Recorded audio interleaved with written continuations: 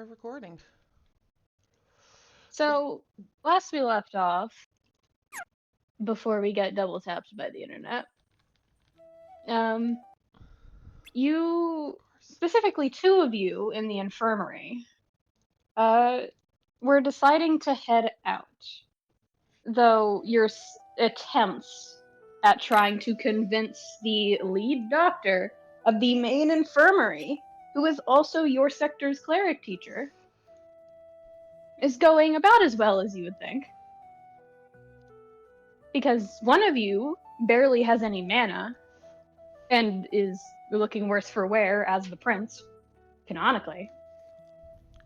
And the other one of you looks frazzled to a unnatural point. So, and I will briefly return to Aster and Razz, who weren't here the other time. Aster, you're awake, as is Razz, but Razz, you're kind of in and out, in that sense of, you could probably wake yourself up if you wanted to, but these beds are so comfy for being infirmary cots. Yeah. And, Aster, Yes. everything fucking hurts, dog. It hurts. It's not good. The only reason I'm saying Arthur is not quite feeling it as hard in this moment is because he's used to classical training and sword fighting. Everything hurts always. Like, so you're not used to this, but you are used to animals getting you out of commission temporarily, so it's not too bad, but it's not great. He's gonna try and move his hand. You can. It's numb and tingly, and it's that kind of numb and tingly of, ow. No pain, no gain. He's gonna try and hold it off the edge. My son, come to me. He is going What are you to trying to summon? He's going to summon his familiar. Find familiar. Zippy. The one who doesn't need mana to summon. Right. So, Zippy does, hear from underneath the cot, in that sense of, this is not a place I should be, why are you calling me? You actively hear, Father, why? Because I need you to do me a favor. And he's like, do you remember our lessons on how to write? Have you been practicing? There's a pause and then a nod. Seemingly, tired as much as you are. Write this letter. In infirmary. Need to talk. It takes a moment underneath the cot. Thankfully, there's enough room for, a small heartless, to just sit and write. And it does take a little bit, while the other two are failing to convince Vortex at the current moment. And, Razz, what are you doing while this is happening? I imagine she is curled up, sleeping, but listening in to Aster, because you said it was in between sleep. Yeah, it's kind of like that sleep of I'm exhausted, but I'm still adrenaline rush. Okay. So it's like I could sleep, but if I sleep, I will be out, and there's shit happening. That kind of, yeah. Okay.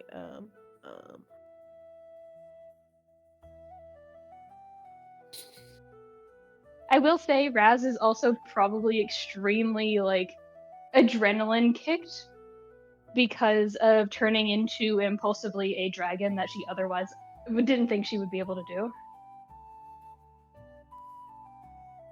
What? Yeah, Razz got to be really cool. This is news to me. I'm so sorry. I Yeah, you sent turned this into a to you. fucking dragon, my guy. Did you? Yeah, I sent it to you in your notes. You You got sent me turned the into a shape. dragon. I turned into a fucking demon. And Tsubasa rode a goddamn dinosaur. You sent me the wild shape. I thought that was just because level up, but I didn't. What? No, You you turned did in- that. You did that. It's a Okay. story-based one. Okay, You're not all level right. 8 yet? I'm sorry. I'm so sorry. I am not like. We'll catch you up, don't worry. Okay, I'm sorry. I was not caught up. I didn't know you had game like that. Neither did I guess. Oh wow. And what did you say Aster had turned into?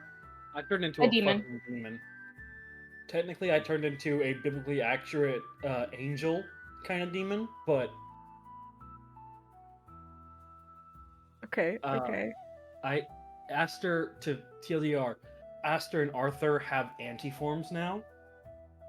Arthur's Okay. is canonical anti-form. Aster's is a light-based anti-form called mirror form. No, both of them are mirror forms. Oh, I thought Arthur had like the heartless anti-form. He does. Oh, is it just called mirror form? Yes. Because Okay. of the nature of what it is. Okay, then we both have anti-forms called mirror forms. Arthur's is heartless. Mine is nobody based.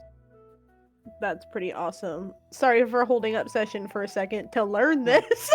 Dude, you just learned you turn into a dragon. You're fine. Hop off. I mean, I saw it in notes. I just thought it was the form, not like this is what happened. Yeah. Oh my God. You turned into that thing. That's stellar. That's okay. Maybe And Razz you is have feeling canonical pretty good access to right it now. from here on out. Fantastic. Okay. All right.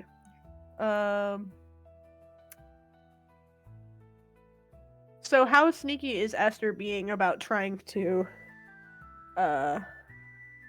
get this letter written and Not at all. interact? Okay. All His right. hand is off the bed. His hand is off the bed and like kind of motioning towards Zippy.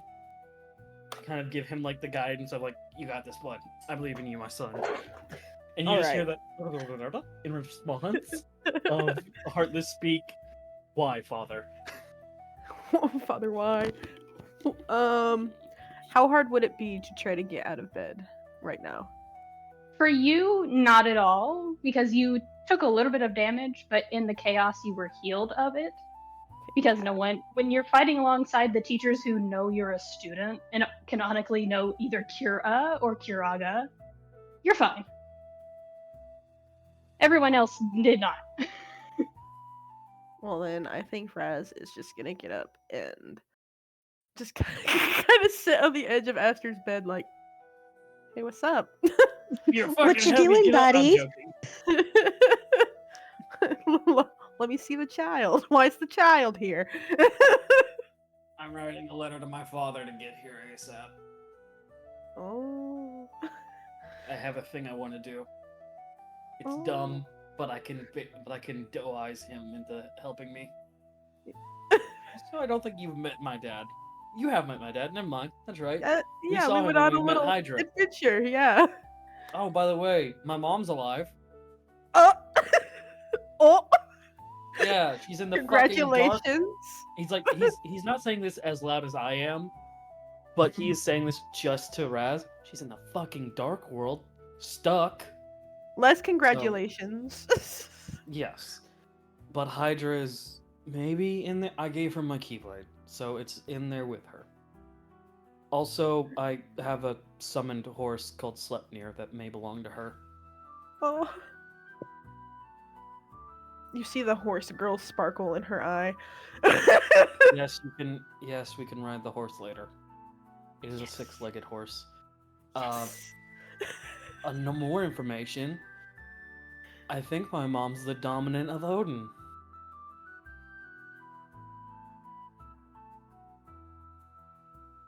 Oh. What Like, dominant as in what Lex is for Leviathan. How sneaky are you being about that information right now? That last bit, he like kind of like does the weak come here, and like keeps it whisper level. Okay. Big secret. So he's just giving her like the come here. I can't move my body. The icon is what the summon is called. A dominant is the person that can turn into an icon. Okay. Yeah. We figured this out afterwards. We've been calling them icons because we forgot what a dominant was. Well, I didn't. I was just fucking with you guys. I did. I had to research shit. Also, I'd been playing... Yeah, so Lex is a dominant, not an icon. And, like, Ritsuki is a dominant of Odin. Lex will always be an icon to me. Girly pop off, you're right. Ooh. Anyway, you guys. That killed me. Oh my god. There's so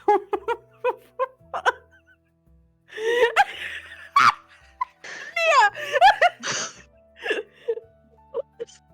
I gotta Oh my pog that one, Nia. Anyways, continuing forward, Aster just goes like, Zippy, do you have all of it? There's a brief mention of I have most of it. Go It will find get Dad. across. Go find Dad. He'll know who you are. If only we weren't mana depleted. I do have sending, but I feel like that might kill me right now. My guy in Christ, not only did I go the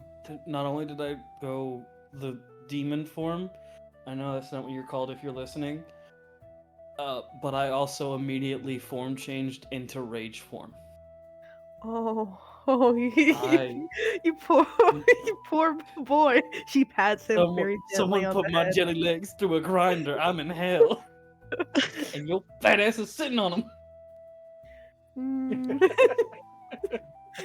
I think I might stay here too, she says, wrapping her tail around one of the legs. I hope you never get with my sister. Sister? Iris. My dad is dating Iris's other dad. Oh, okay. Well, okay. Pat, pat, pat, pat, pat, pat, pat. Why are you doing this? You bitch! That last one is like loud enough that Tsubasa and Arthur can hear if they're still there. Just the why you bitch!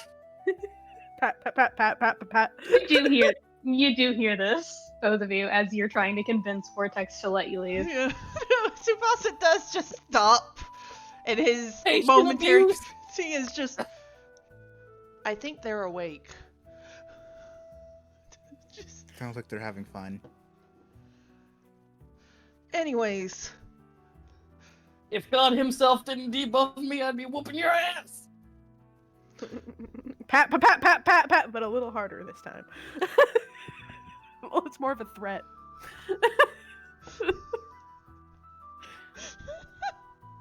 So, Tsubasa and Arthur, we left off on you saying quite a thing to Vortex after basically admitting to another not in the know person about Arthur's royal status.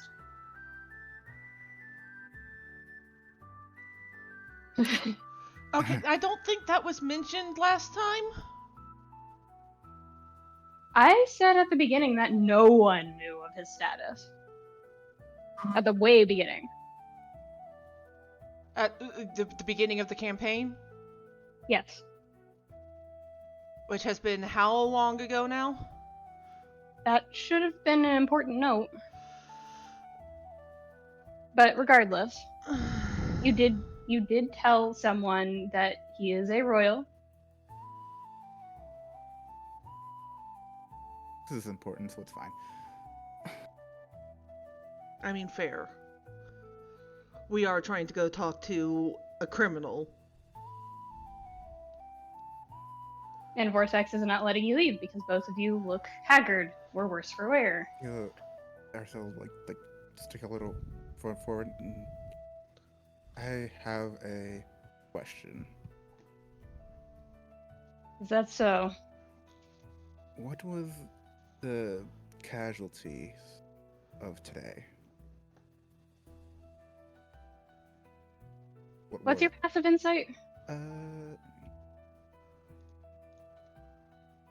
what is it again? It's 10 plus your insight. 10 plus my insight. What did I say? 14. I've got a 21. So, Arthur, you can't read anything immediately off of his expression. But Tsubasa, you glance at Vortex as the question is asked about how many casualties there were. And for someone who is so impassive visually, just does not give anything away to anybody, let alone superiors or anybody of the students. His eyes are sad. There was a lot, but he doesn't say it.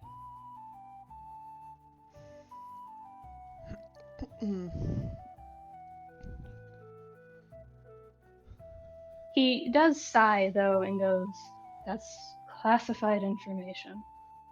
Unless you are part of the families of those who have been lost, I cannot tell you the number."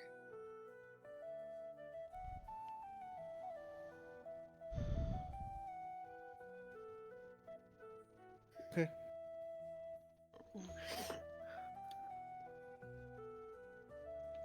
Was there anyone that was left in the halls of the tower? The one that we went up?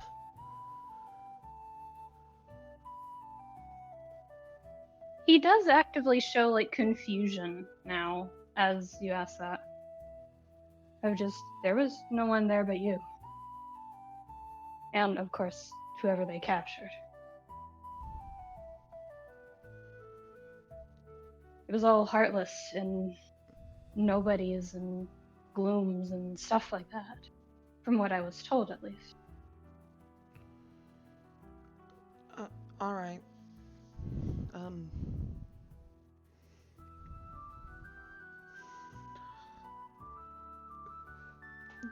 Why, was someone there with you?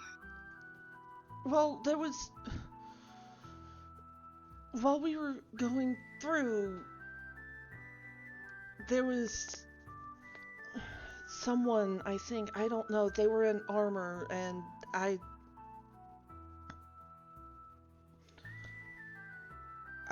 was just wondering if they were still there or if they were okay. The only ones in armor were a new type of enemy we found.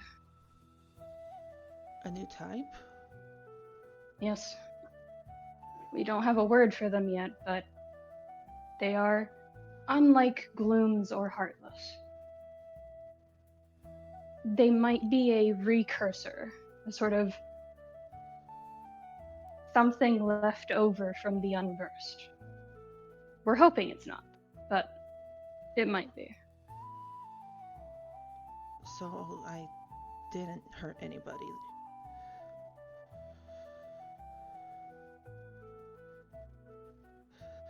He just tilts his head.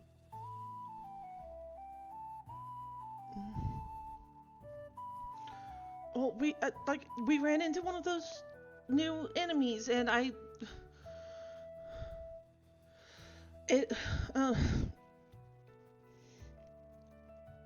reacted because they had attacked Aster, and I had told Rattles to just bite.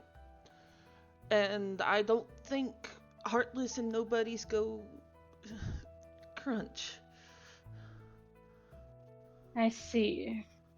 Thank you for the information. We haven't been able to pierce the armor or get it off of them at all, even if the bodies are left behind. So there is at least a skeletal structure underneath all of that, and he tries to chuckle to ease your concerns of, no, it's not a person. But it comes off as kind of stilted. Yeah, and Tsubasa tries to do the smile, but it ends up being the smile of, I am not okay, but I am pretending to be. Vortex does kind of do the anime thing of pushing up his glasses with his middle finger. And just, anyway, I don't think it's a good idea for you to be out of the infirmary so fast. But we still need to get answers from that guy. We need to talk. Do you? Yes, Or does somebody? because we were heavily involved in this. In what manner? And he seems defensive almost. Like openly so.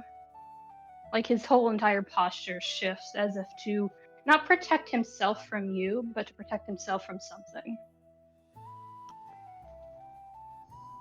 Well, I mean, we were kind of involved in that fight. Directly.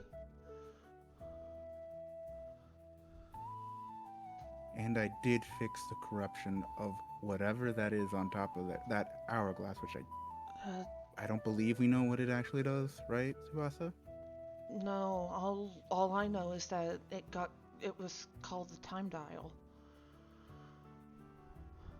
And not only that, there was 2 creatures guarding all the way up there. Yeah. That are connected to me. So it's kind of important. He's been looking at you for a good solid minute and a minute and a half now, Tsubasa, after you said time dial.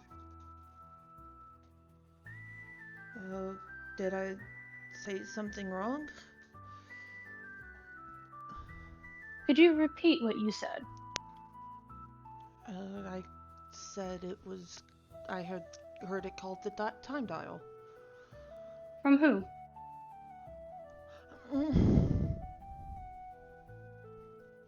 In passing? Make a deception check for me. Please, for the love of God, don't make me roll another nat one. Thank God. Would have been funny though. It would have been fucking hilarious if not. Ah. He does narrow his eyes, and you can feel you've known as a noble for a very long time. Basically, the feeling of someone trying to get answers off of your face where you aren't offering them. But you don't give anything away, not immediately. And he relents. It's not called that. I know what you're referring to. It's not called that. What is it called then? It's called the World Shield.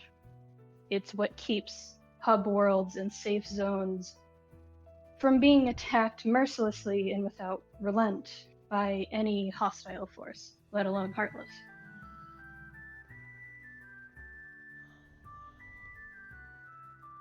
Then why did I hear it called the time dial? There are some languages that translate the World Shield into things relating to time, as it does, in some cases, have a capability to be used to affect time. But not normally. That's not what we use it for. Alright then. I guess that does explain it. Question is, why was he so visible? He was a pretty big target. He wasn't hiding at all. He was wanting to get attention. Oh, you're Was he referring to the current showboating or was he prisoner. distraction? That, yes. Yeah. Yeah, no. But a distraction for what? I said distraction or showboating. Either way. Yeah. If That's the question.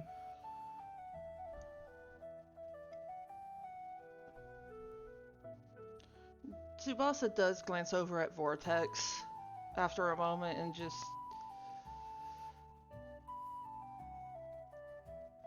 If it was of distraction, I'm not asking for... Tsubasa, Yeah? have you been glancing over to see any reaction from Vortex when you've been talking? Yeah. Every time you've mentioned distraction, there's like a twitch to his expression of nervousness.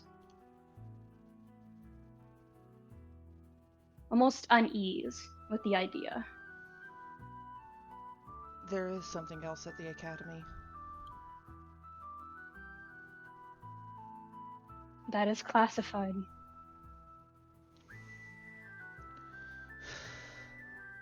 Classified or not, if the attack on the World Shield was the distraction, then some of that information might not be as classified as you think. He goes silent. Do you think we have a good enough case to leave now? He sighs through his nose this time, of that kind of nasally sound of he doesn't want to admit, as the teacher, the older person in the situation, that he's been bested by a group of children. Not even a group, just two! Well, he's also been trying to verbally fistfight the other two that have been moving around from Fair. cot to cot over there. Yeah. I would very much like to get up. Razz, help me out, please. Aye, Captain. Hops. No. You hear Vortex, like, literally hear I would like to get up. Aye, Captain, no. And, like, starts to fast walk past you guys. Razz is trying to pick him up. Like, full on carry. He's like dead weight. How much can Razz lift? She He's has. not dead weight. She is not. That is her lowest stat. She has +0 to her strength. So she can't probably pick should swap them. She's gonna try. She is gonna try. If Razz rolls a strength and Aster tries dexterity at disadvantage, do you think we can try and get up? Sure. Yes. Ready? Okay. Here we go. Tsubasa just waiting, counting down the moments until they fall. Hey. And 3, 2, 1. I'd say it takes you about the time that Vortex actually does make it over to you to actually stand up. I'm But surprised. you do manage it. He's got wobbling knees like Bambi.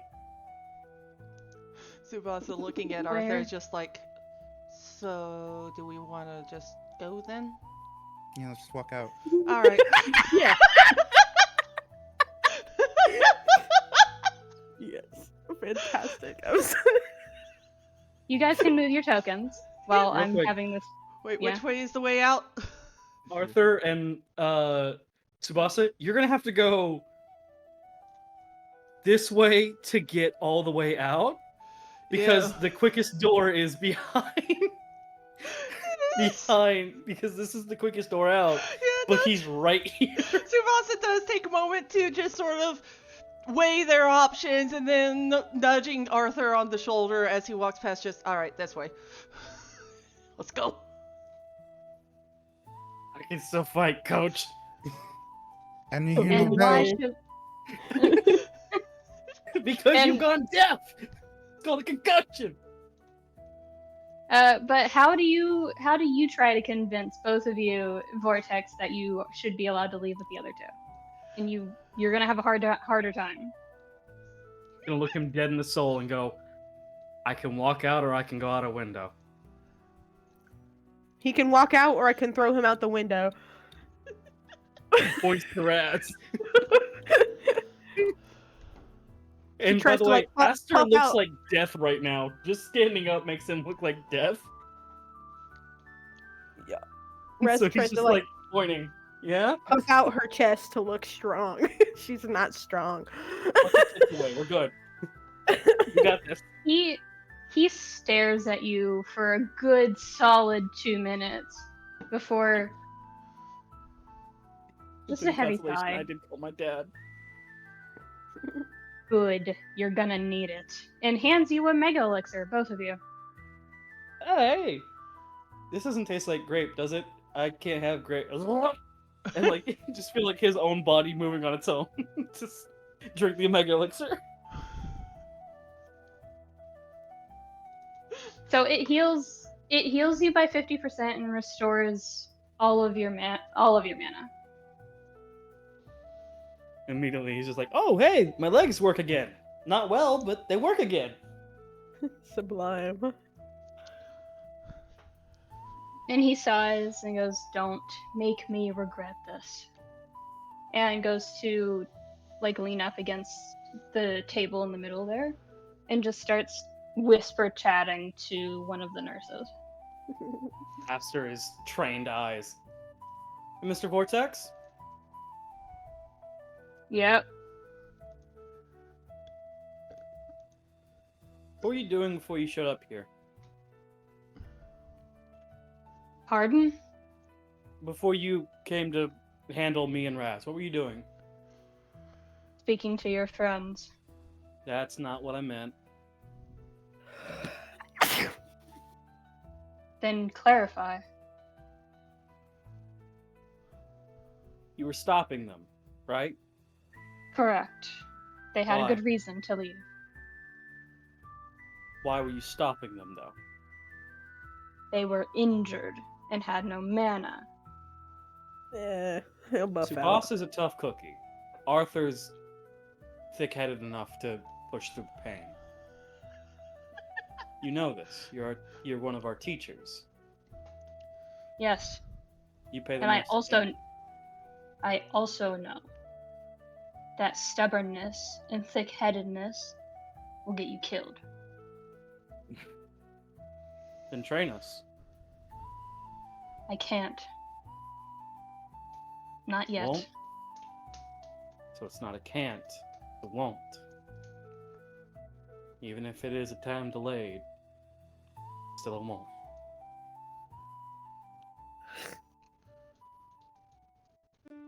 Aren't you the one that doesn't like me? Like turning to face you with that look of like, he almost looks angry, but what's your insight?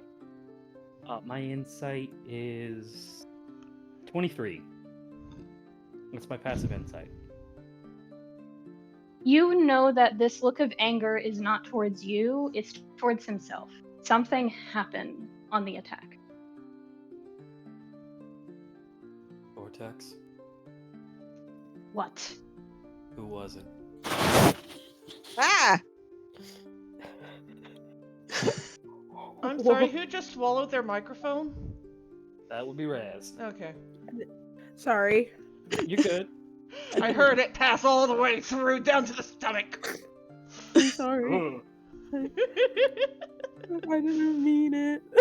I'm pretty sure they were just blowing their nose, but Yeah. it was startling. I'm so sorry. You're fine, Todd. I like to imagine that was in character as well. Just Aster and Vortex talking. In the corner. It doesn't even pick up for you. God damn. Crisp working overtime, imaginably. Huh? That was a stroke. Who the fuck is Chris? Crisp! CRISP, the fucking audio protector that we all use. It came free with Discord. I have the oldest Discord known to man, I don't got it. Yes, you do! Nia right now. Anyways! Let's focus so we can actually get onto the train before we finish the session today. We got time. We just started a little bit ago. It's already We started Anyway. 40 minutes ago. Yeah. Anyway, We'll be fine. yeah. I'm sure I have faith in you guys. Yeah. But no, But, Aster is looking directly at Vortex with eyes of just like, oh, I get that look. Who was it? He, for the first time ever that you've heard of or known of Vortex, he steps onto his back foot by looking away. And what's your passive perception? Nowhere near as high. 17, but I will do a perception roll. Not necessary. He's looking in the direction of the rogue training area. His best friend's training area. Oh. Oh no.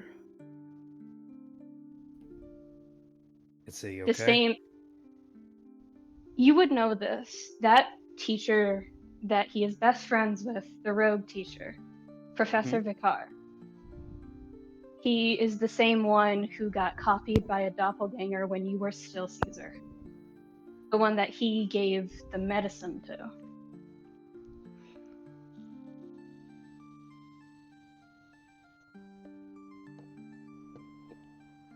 He's been missing for over a year, Aster, is what Run's trying to say. Okay.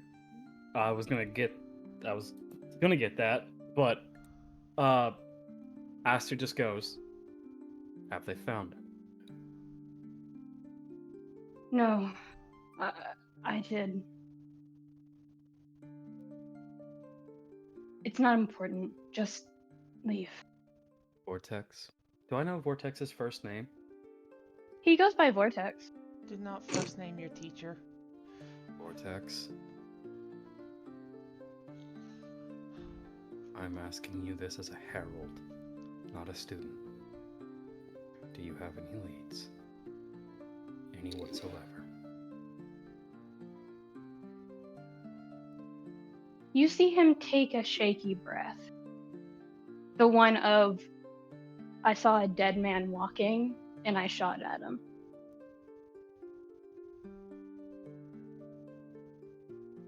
But then he shakes his head. Don't. Ask me later. I have children to tend to. Come here.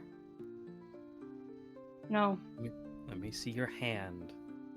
Have faith in your student. Please. There's another sigh. And he doesn't step towards you, but does hold out his hand to the side. Aster will trace a symbol onto his hand, and it is the same symbol he normally gives. Heartless, of like, this will summon a friend of mine. Their names are Itty and Bitty. Once summoned, they will know where one will stay with you, the other one will come to me. They're twins. They kind of know how to find each other. If you get anything, let me help. You've helped me so much. I want to return the favor.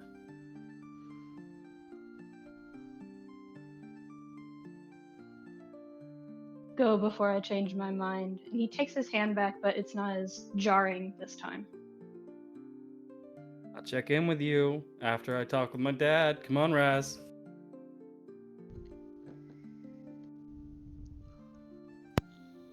Aye. And he'll stop at the door. Mr. Vortex? Yeah. And I'm gonna roll a history check to see if I remember what type of coffee the rogue teacher got, Vortex. Okay. That is a 7.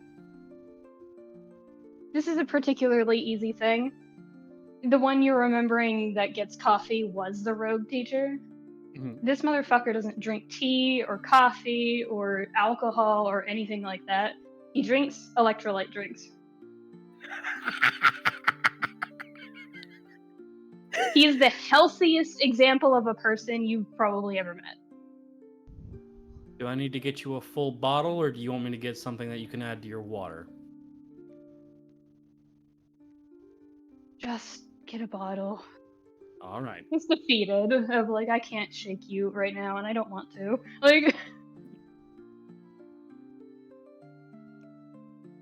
Oh, just tap that symbol on your hand 3 times and Itty or Bitty will show up. Be careful, they do have a tendency to bite. Not you, but something near you. Okay. Just the sigh of okay. And then he's gonna go, come on, Razz. and then immediately burst through these doors. Hey, you two! Wait up! They've been ahead, like, I don't know if you're walking or running. Which I one think- of us? Because I think we were Either of you. probably just walking. Yeah, I think they're too tired to run. 'Cause Right. I don't So think Yeah? they're a fair distance ahead, still within sight. So if you call out to them, they'd hear you because this sound carries in this area. Thumbs hands. A matchstick and horns! horns, really? Ash? Oh, is it because of torch? Flashlight? Yes. Yes. I don't know what you said, but I'm guessing you assumed correct.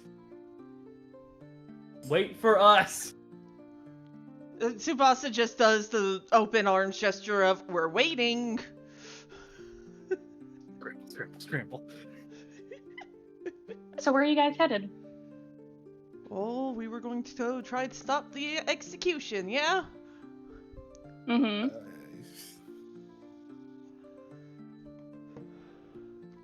So I guess we're going How to are you figuring out where they're doing it?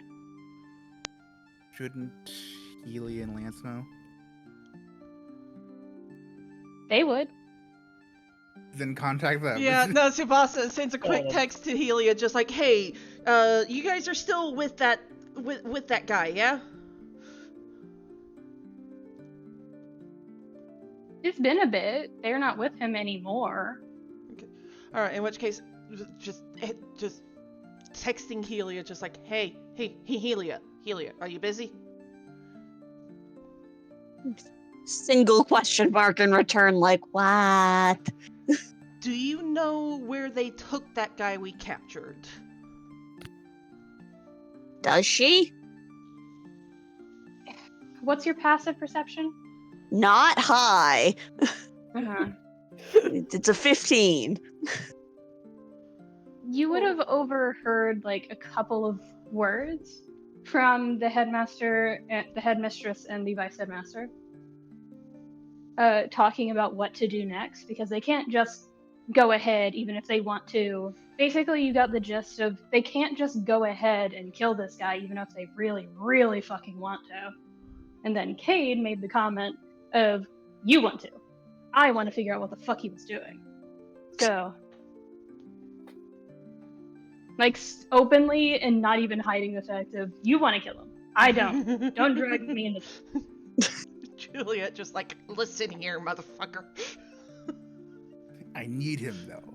Okay, but I'm still dragging you down with me. Who are we going after? Cayde is currently still with Helia and Lance, making sure they don't run off and get themselves injured again. Juliet is the one Helia, who was with an escort squad, because she openly did not trust herself not to kill him on the spot. Yeah. To what you had overheard was the private jail cells. Like, guarded by the both local and outsourced nobility that are classically trained in fighting.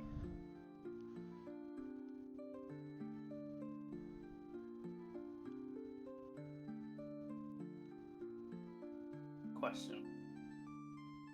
Answer. This was for Helia. You're very quiet. What's up? I'm only a step away from my mic. Shouldn't be quiet. I have you turned down because regularly you're very loud, good sir. Fair enough.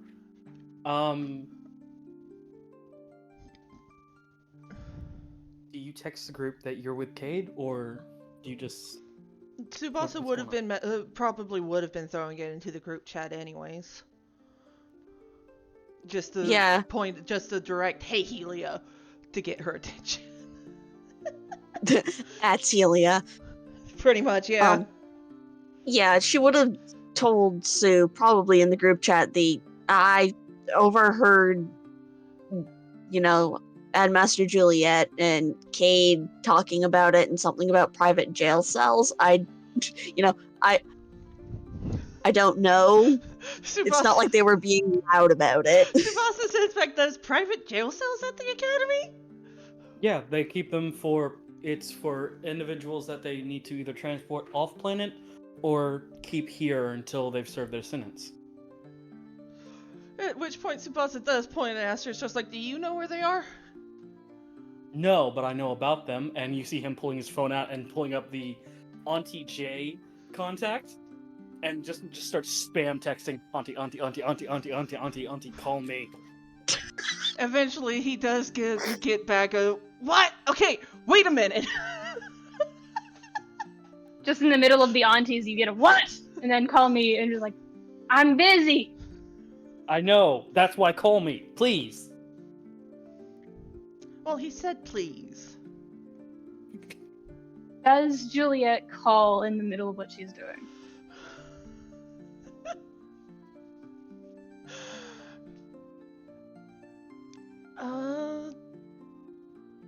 It would probably be a delay of about maybe 5 minutes. 5, maybe 10 minutes as she at least tries to be just like, okay, hold on. I gotta do... I'm being harassed. And I gotta see what the harassment is for. The entire 5-10 minutes is just... I will be right back! But she does eventually call Aster. Auntie, What is it? What do you need? where are the private jail cells? Now hold on a minute. Look, me and the others have an idea, and he's kind of like looking for confirmation as he says it to Arthur and Tsubasa. Tsubasa is. We have an idea, right? The silent right look. The immediate nod from Tsubasa is just like, yes, yes. Arthur, confirmation? You are correct. Okay. He goes, we have an idea. You're not gonna kill the guy, right? There's just an extended silence. Auntie, Yes, Aster? is he still alive? Currently. Keep him alive. You and Cayde both. Why do you want him alive? We have an idea. We need him alive and breathing for it. Afterwards, we can discuss it, okay? Trust us. We handled him before. Give us some rope and leeway for this. Roll a persuasion check. Because technically Juliet is still an NPC, you're just voicing her. I know. Nice. Nat 20! Oh, well, The story Nat rules 20? are real. Nat 20 with a 33 on the dice. Mm-hmm. So how would Juliet respond to hearing not desperation, but determination in someone's voice who otherwise would be normally very anxious? Again, she is silent for a few moments. But after that beat of silence, you hear her give a sigh and just... As long as your father doesn't come to try to get my ass, I trust you, Aster. Do not do anything stupid. Wait, actually... No. Do not do anything Cayde wouldn't do. Can't take that back. Click. With a text of I love you. And he's going to open his arms. And he's going to kind of like come to a stop and try and like summon Sleipnir. Juliet, after the I call. gave you... Don't do anything Cayde. Either way, Juliet is just staring at the phone afterwards, just like, fuck. So you're summoning Sleipnir? Yes. We agree that it would be 12 MP. Yes. Okay, so. From 166 minus 12. He summons Sleipnir. Looks at the others. 2 of you get on. Come on. I've got rattles, so... Okay. Okay. Razz Kate, has Arthur? Razz? Come on. sparkles in her eyes. Hold. The minute they Wow. get Arthur, do you get on? No. Fair enough.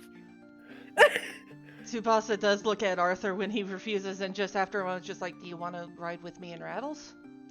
Okay. We go. Boom. Yeah, that's the problem there. Yeah, sure. I can't blame him. I'm afraid of horses. They're big. They stomp you, but they're pretty. Horses are pretty from over there, away from me. Exactly. I don't. When they don't have multiple legs. No shit. Oh, more- That's fair. That is so fair. Why But Arthur doesn't like Eldritch Horror. That one specifically. That's what I'll say. Hello? Hello? Hello? I don't Yeah? believe Bitch. I am currently at 5,000 ping for some reason. Am I Same- weird? No. No, I think we're all at 5,000 ping because Oh. I'm currently at 5,000 ping.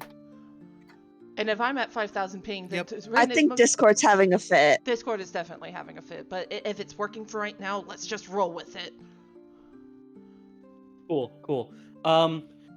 As soon as Razz gets on, Aster's gonna bolt to the main air to whatever location Juliet sends him. And Tsubasa is going to give Aster a look of, just, can you wait 5 seconds for us? As he and No. Arthur are getting onto Aster- Rattles.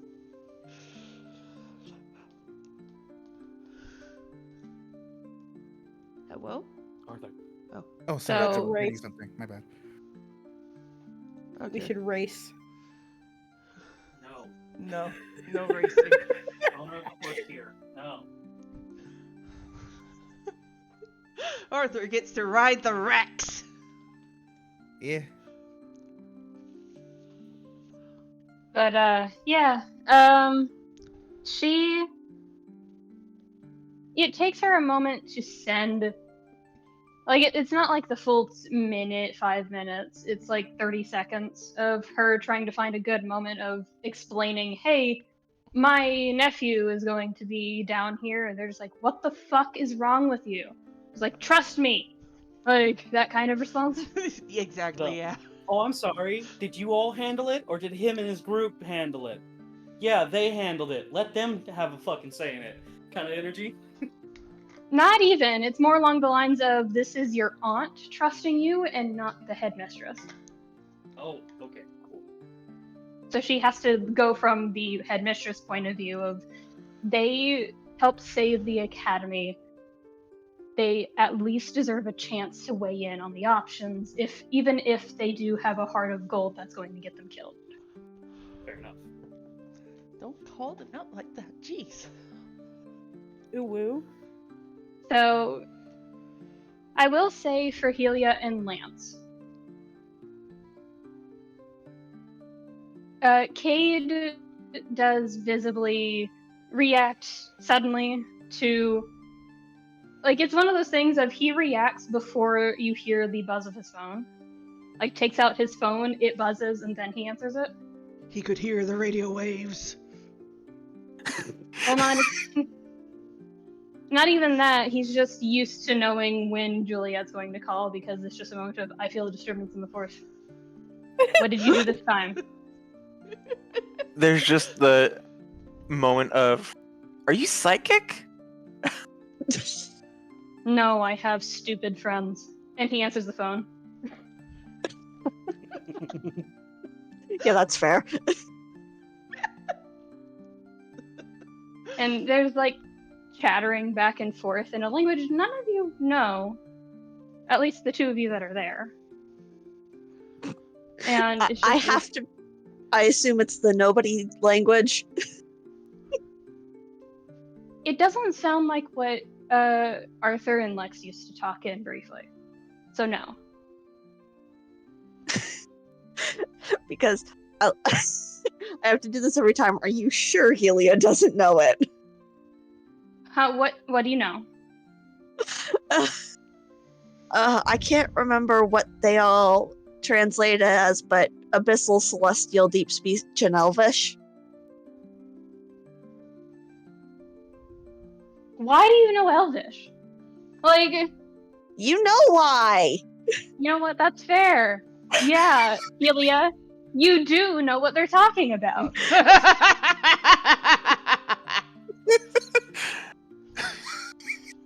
Fucking Barbie of languages over here. Jokingly, Helia speaks cursive, yes. You speak Knight? Yes! That's the same thing. We joked about this. Anyways. But, Helia, you overhear from Cayde's end that he's saying that she's not making a mistake more than she's making the wrong call. From his point of view as a 3-star general, you never allow civilians, let alone students, young adult or not, to get involved with a terrorist attack. And he looks genuinely fucking pissed. But something is said on the other end that you briefly catch a word of trust. And it's a full sentence, it's not 2 words. It's like trust and like a couple of other words. And he just sighs and goes in Elvish, or rather, Knight's tongue. Don't make me regret this, because I will make sure that Hammer of Justice comes down on you, and I hate using that fucking phrasing, Juliet. Well, then don't use it. Easy. Inhale, and then he hangs up. Juliet, once again, why does this keep happening? And he looks at you both, realizes with a glance that you caught on to what he was saying. It kind of gives a half-cocked smile. He goes, would you like to go with your friends? Because they're headed towards the jail cell. Why? Oh, is this what they were texting me about? Seems like. I'll be right back. I literally just need a minute to go grab something from my porch. Okay. Okay. I think someone got a delivery. Probably. I'm just laughing at Juliet just being like, why does everybody keep hanging up on me like this? Stop saying dumb shit, and maybe they won't.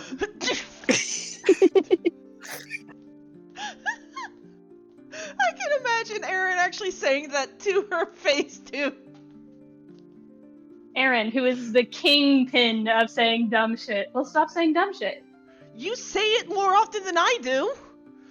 Yeah, but he agrees with me, so... How about Who do you think taught him how to dodge lightning, fucker? Anyway. How about you shut the fuck up? Just a quick pause. Yeah? This is not a serious pause. The delivery driver left me a Christian pamphlet comment. Incredible. Are you a good guy? Meet Mr. Nice Guy. If good people go to heaven, he'll be first in line. He's a nice guy. No, he's such a nice guy. It's just... Oh my god, it has a picture of the KKK. Oh my god! I'll send it to you guys. It's fucking hilarious. I think that delivery driver either had something that he really wanted to offload onto someone else, or he is one brave man. He was like, you seem like a guy that would be interested in this. Yeah.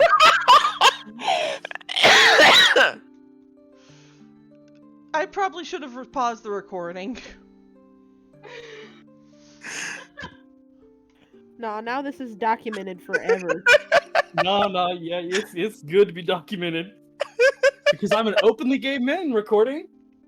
Yeah, this was the funniest person to send these to. You want to go to heaven? My guy, I am gay. I don't know, am I gonna have to take it up the ass and get there? Because if so, help me in. I think you killed me, yeah. This guy's gotta be a troll. It fell off my fucking detergent.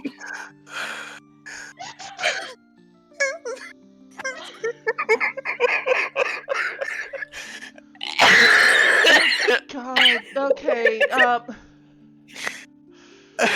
we have gotten so derailed. Oh, Lord. Alright, anyway, so we have a group of chuckle fucks going off to the fucking prison.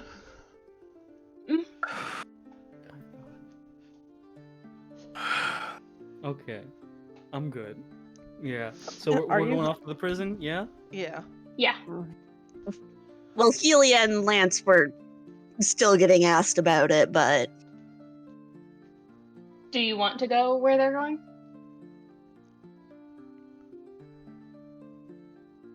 This isn't one of those. After we go, we're gonna like, and he makes a motion like the Men in Black memory wipe thing. Kate's probably like, what are you talking about? The No, knowing appropriate Cayde, he'd play along. Cayde 100% would be an MIB fan. Cayde, internally, what the fuck are you guys going on about? Cayde, externally, yes.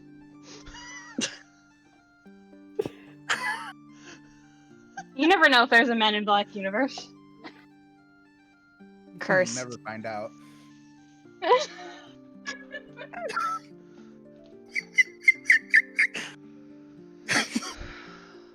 We really did start the session with this energy. Yeah. Good energy. Helia is looking at Lance because Helia doesn't really care, but also, like, she remembers that Lance wanted to interrogate the guy, so...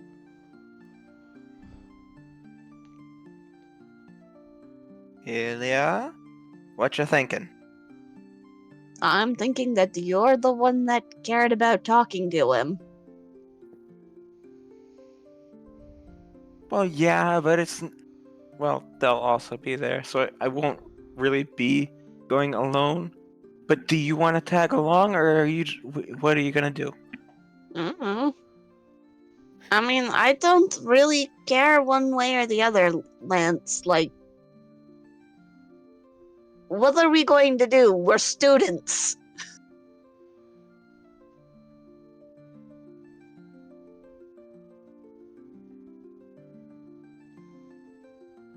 Probably the same things we've done for the past 2 years, has it been? Almost 3, but yes.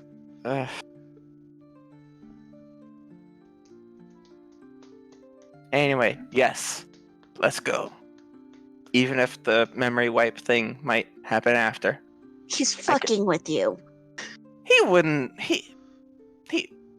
Nah. He wouldn't. He's like a teacher. Sort of. I He can wouldn't. just see the look Cayde is giving him right now. Cayde's laughing. He's actively laughing. It's the energy of, he has to tell me if he's a cop. It's the law. He's a teacher. He's not allowed to lie. That's illegal. You really think a teacher would lie to us? Cayde, meanwhile, People just go on dying. the internet and lie? Yes. Thinking about literally our first arc right now. With you. Listen, I would 100% download a car. I know you would. I'd download I'd download a house. It'd be too expensive to upkeep, though. That's why you download more money. Oh. Anyways, let's not encourage crime in a recorded session. I like crime. We know Well, you like crime. Trust me, we've heard about your crimes before. No, we haven't. Sounds like that horse from over the garden wall.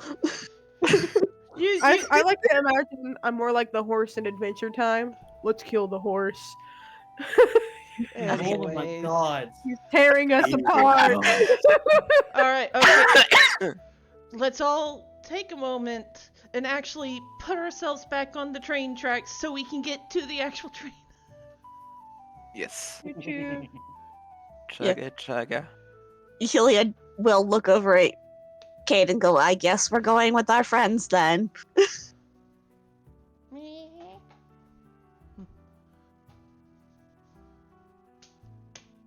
So it's going to take you guys a little bit to catch up to them because they're going basically full sprint and Cade's not while leading you because he's not in that big of a rush. Neither is Helia, so she's fine with this.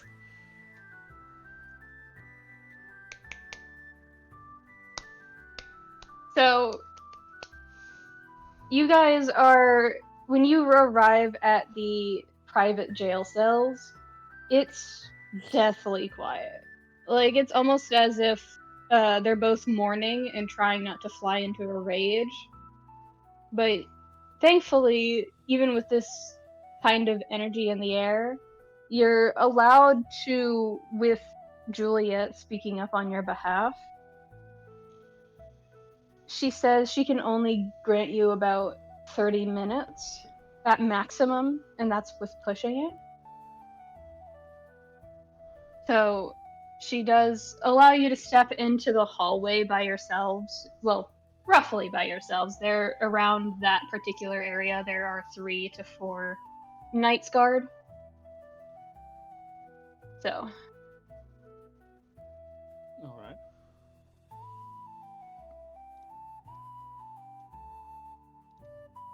but as you walk up to the jail cell with kind of a more,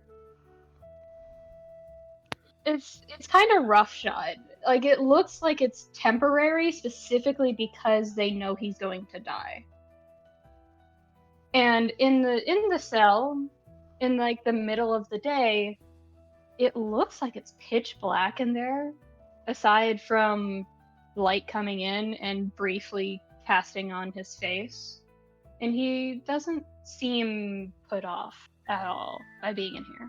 If anything, he seems relieved, like openly.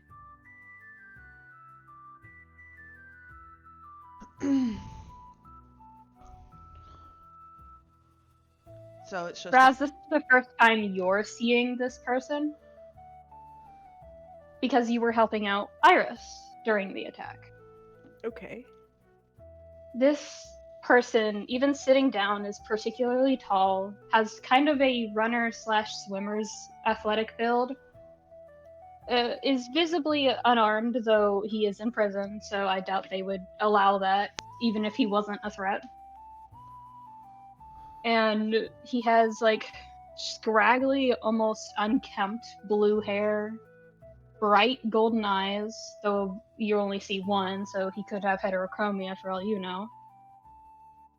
And he's wearing, like, basic attire, when, like, in that sense of he's dressed like a commoner right now, but it's mostly the coup de grace of you no longer have an identity. E. And he has not acknowledged your presence. Aster's gonna look at everybody. Okay. Who wants to say the first thing?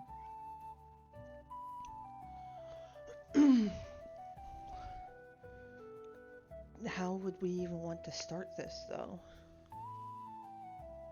Aster slowly raises his hand. I have an idea. What's that? I like your ideas.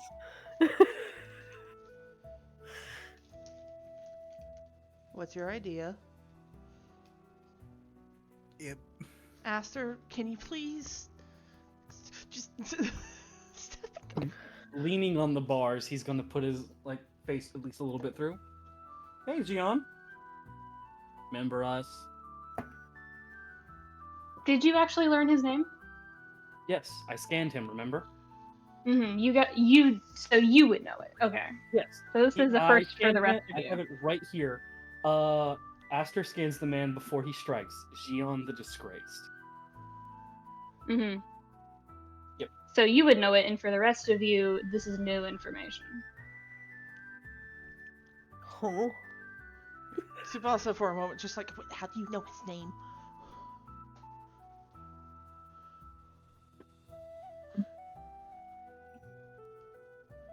He's gonna wait for Xion to reply. What did you say again? He said, "Hi, Xion. Remember us?" He doesn't look up immediately. He seems lost in his thoughts. But then he says, "Yep. How could I forget?" Yeah. You pissed me off. Real good. I've never I was been that hoping mad. you would have killed me. No. No, I'm not going to let you die. I don't think you get that choice, as two golden eyes stare at all of you. Doesn't matter about choice. It matters about what we can do to change your fate. You will be punished. There is no changing that. You did unbearable things. You open the floodgates and there will be punishment. But it will not be death. Tsubasa, Yeah. your passive perception is 20 or higher, right? As is Arthur's? Yeah. 24. Arthur, you have, I think, exactly a 20. Yes. What about Razz? Perception. Acid, yes.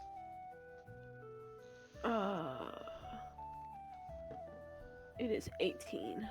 Unfortunate. So, Tsubasa and Arthur, at the mention of you will be punished, but death is not going to be it, that you have done unbearable things, you opened the floodgates. He smirks.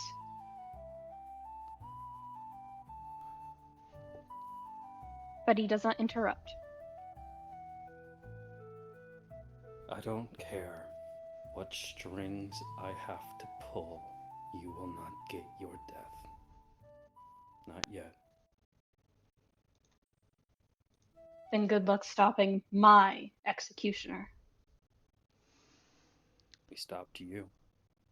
We stopped your Hydra. Do you think we aren't up to the challenge? There is no challenge. Take your eyes off of me for one moment. Tsubasa does reach over and put a hand on Aster's shoulder. Just that's He not. is as tense as he can be. Just quietly, with the gentleness that you probably know. I'm having a stroke. But Tsubasa. Contained. Tsubasa does just sort of gently go to push Aster back, and it's just, maybe you need to take a moment, Aster. We I'm didn't fine. just come here to threaten him. I'm not here to threaten him. Sure as I'm hell angry says. with him, but I will not threaten him. Go ahead and step back, alright? Take a moment to breathe. He takes a step back. His eyes do not leave Xion. Hey, question. Mm-hmm. You said that potion gave us some of our mana back, right? Or was it all of it? Half of our It gave- HP, all of our mana. Okay. Yes. Could I try doing detect thoughts on this guy? Sure. Yes, that's what I'm gonna do. Is there a roll against that? Or is it only if you pry deeper? I think it's only if I pry deeper. I'm looking right now, though. Tsubasa is going to turn back to Xion after Aster takes a step back. And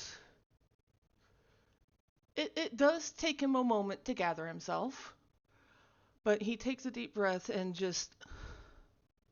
Why were you here attacking the world shield?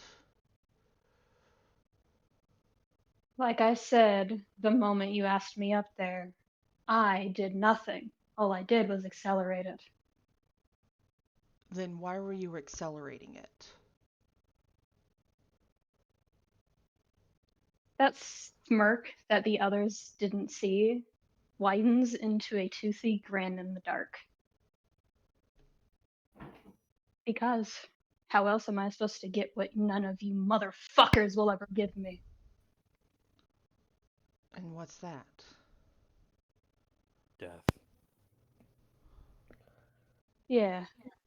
And Razz, as the word death is mentioned, at the exact same time you hear the first word that comes to mind.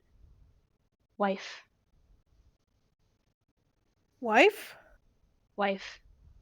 Wife? Okay. What? Sounds Oh. like a Razz out loud topic. Yeah, I was thinking about it. I was like, I think that was out loud. Do you say it out loud? Yeah. So you all hear from Razz from behind you all the surprised exclamation of wife. And Jian looks away from you three to snapping to attention, noticing now that his thoughts are being read.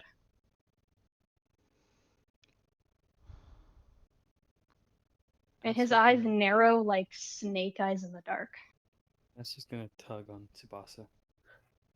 Step back for a second. Arthur. Hmm? Come here. Not. Razz, on the other hand, is taking a step forward as well. It can't have been just that, though. It can. Stepping onto one of the guards.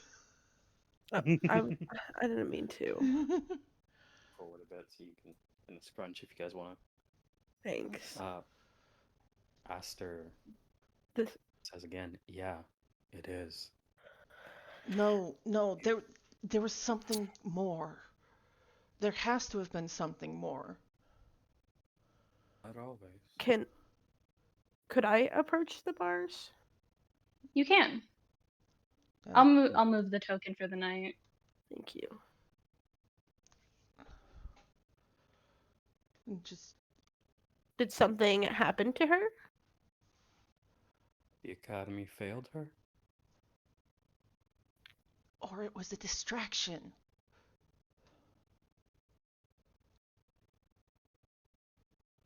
Razz, do you still hold the detect thoughts?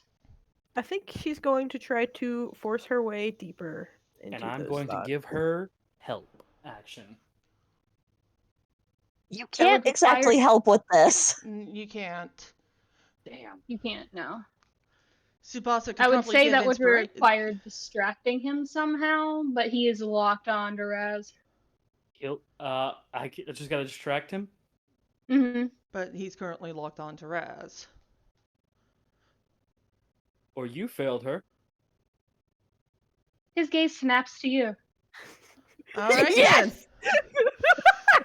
The Academy didn't fail her. You did. That's why you're angry. You need a vent. You need someone to blame.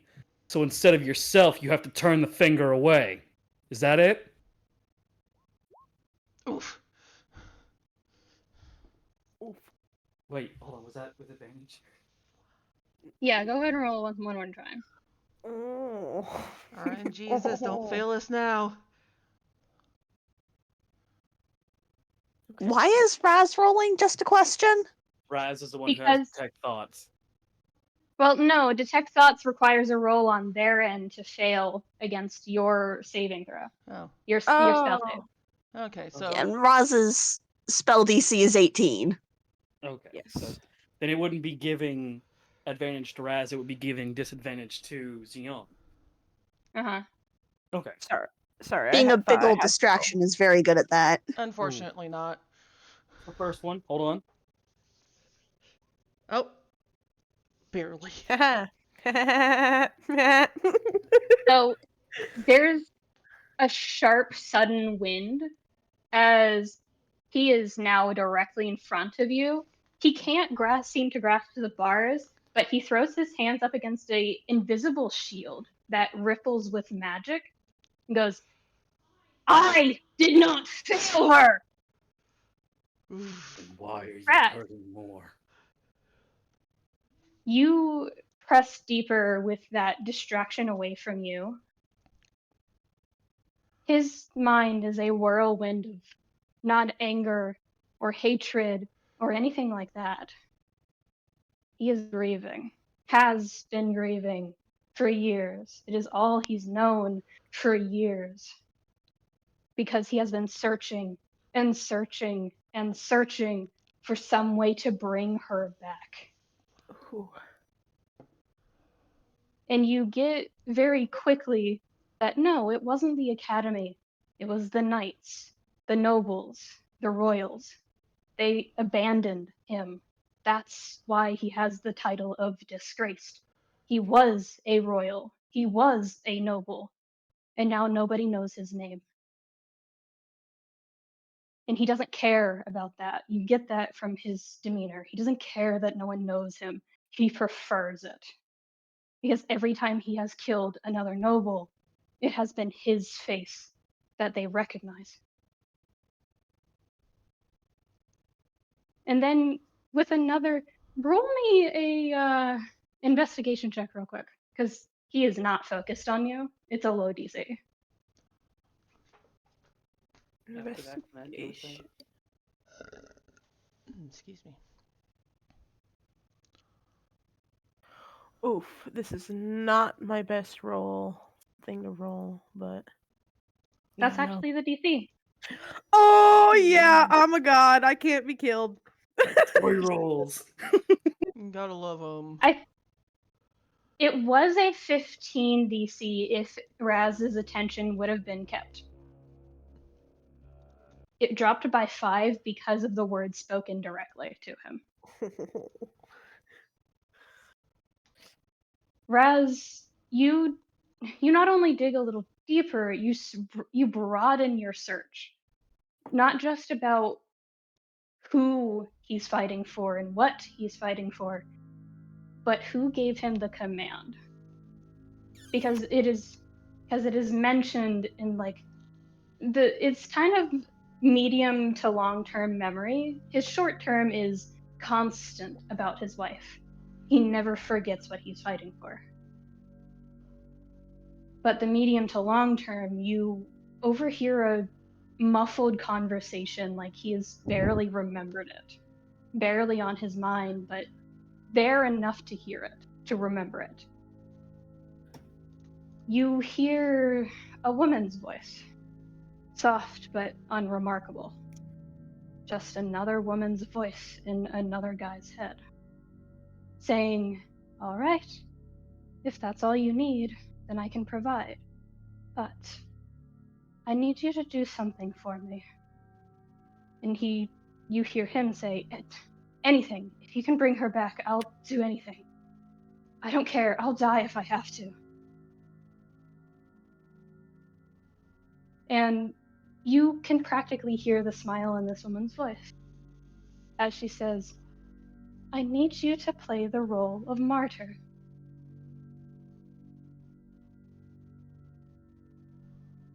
I need you to go down with the ship. All right, Gian?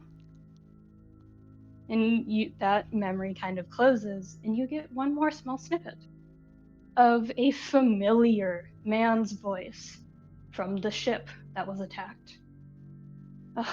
You are an utter disgrace. But you're good for something. Isn't that right, Gian? Tell me, what would you give in order to have an eternity with the woman you love? And you get the immediate response, almost as if you're saying it, from how powerful the word is used. Anything. And that ends. Razz.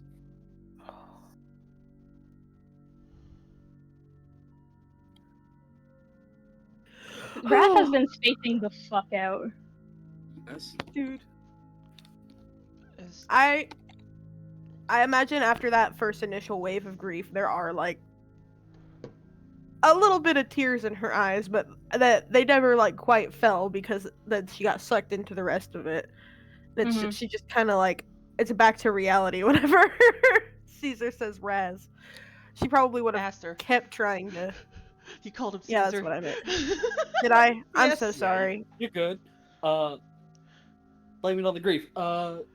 Aster looks at Razz. TLDR.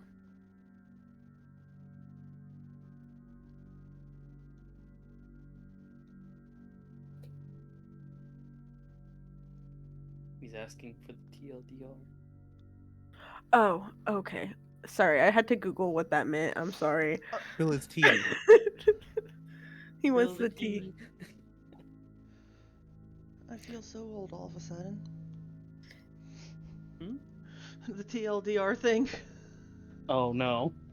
Yeah, okay. Someone told him that martyring himself could get his wife back. And there were people there are other influences around him pulling the strings. He's just supposed to be a figurehead, something for people to rally up. around. Shut up! Shut up! You're gonna make me. Aster is going to press very gently at first. Press a hand in between the bars, see if his hand goes through. It does. But he looks genuinely distraught. He grabs Jian by the collar.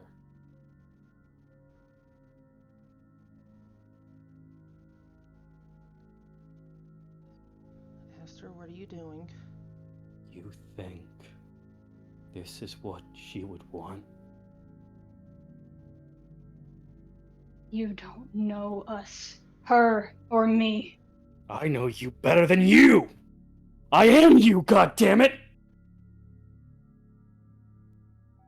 I was Caesar Harold. I had a boyfriend named Carlos.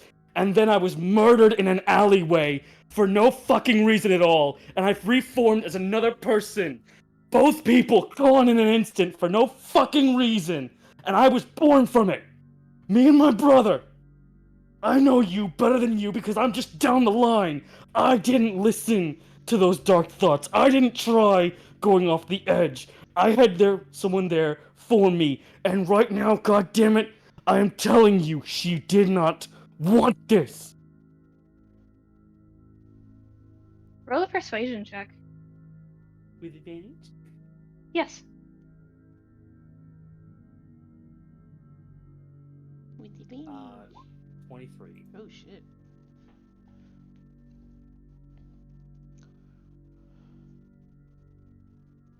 I will say Aster is actively crying right now under his glasses. Yeah. After a moment, Aster will feel Tsubasa's arms just wrap around him. Not trying to pull him away or anything, just holding Aster.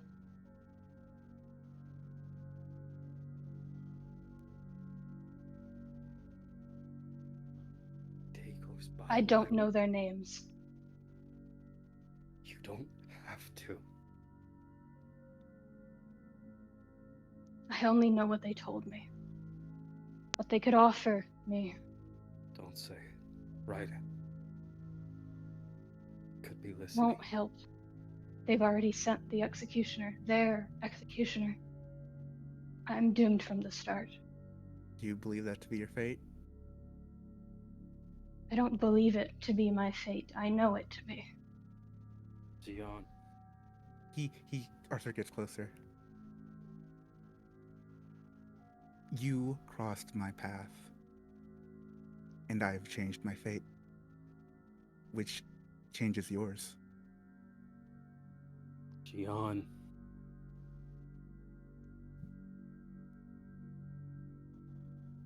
We fought them He's- before. He's looking at Arthur now, with that look of confusion. Jian, His eyes are no longer sharp with his gaze. For the first time since you've seen him, since you've met him atop the spires, he looks like just your average person with yellow eyes. Not gold, not Xehanort yellow, but just sunset, almost. As Staring at Arthur, I would like Aster to just say one comforting thing. Hmm? We fought them before, and I can tell you, assure you, if there's one thing I know, if Arthur thinks he can change, your fate can change, it will change. Have faith in us. We'll keep you safe, and you can atone with your life by living it for her.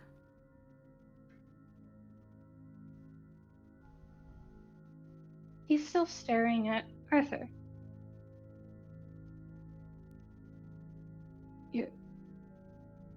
He mouths something, and Arthur, only you catch this.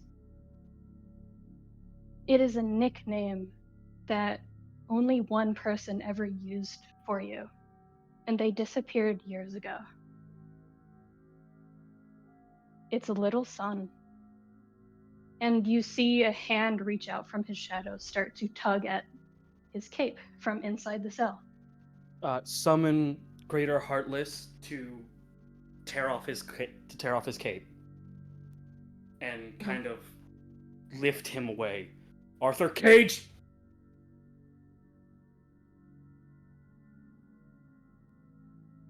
Cage, what? Huh? Open the cage. He's yelling, cage! Open the cage! I think I can. That's.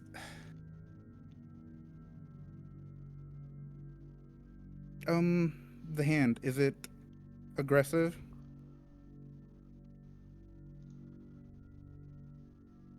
With your passive perception and insight put together, you know it's aggressive in the sense that it is trying to pull him away from you guys. Okay. This is. Can I insight why it wants him away from us? It is a hand. Okay, can I use... I don't have much mana, and I know this is so stupid.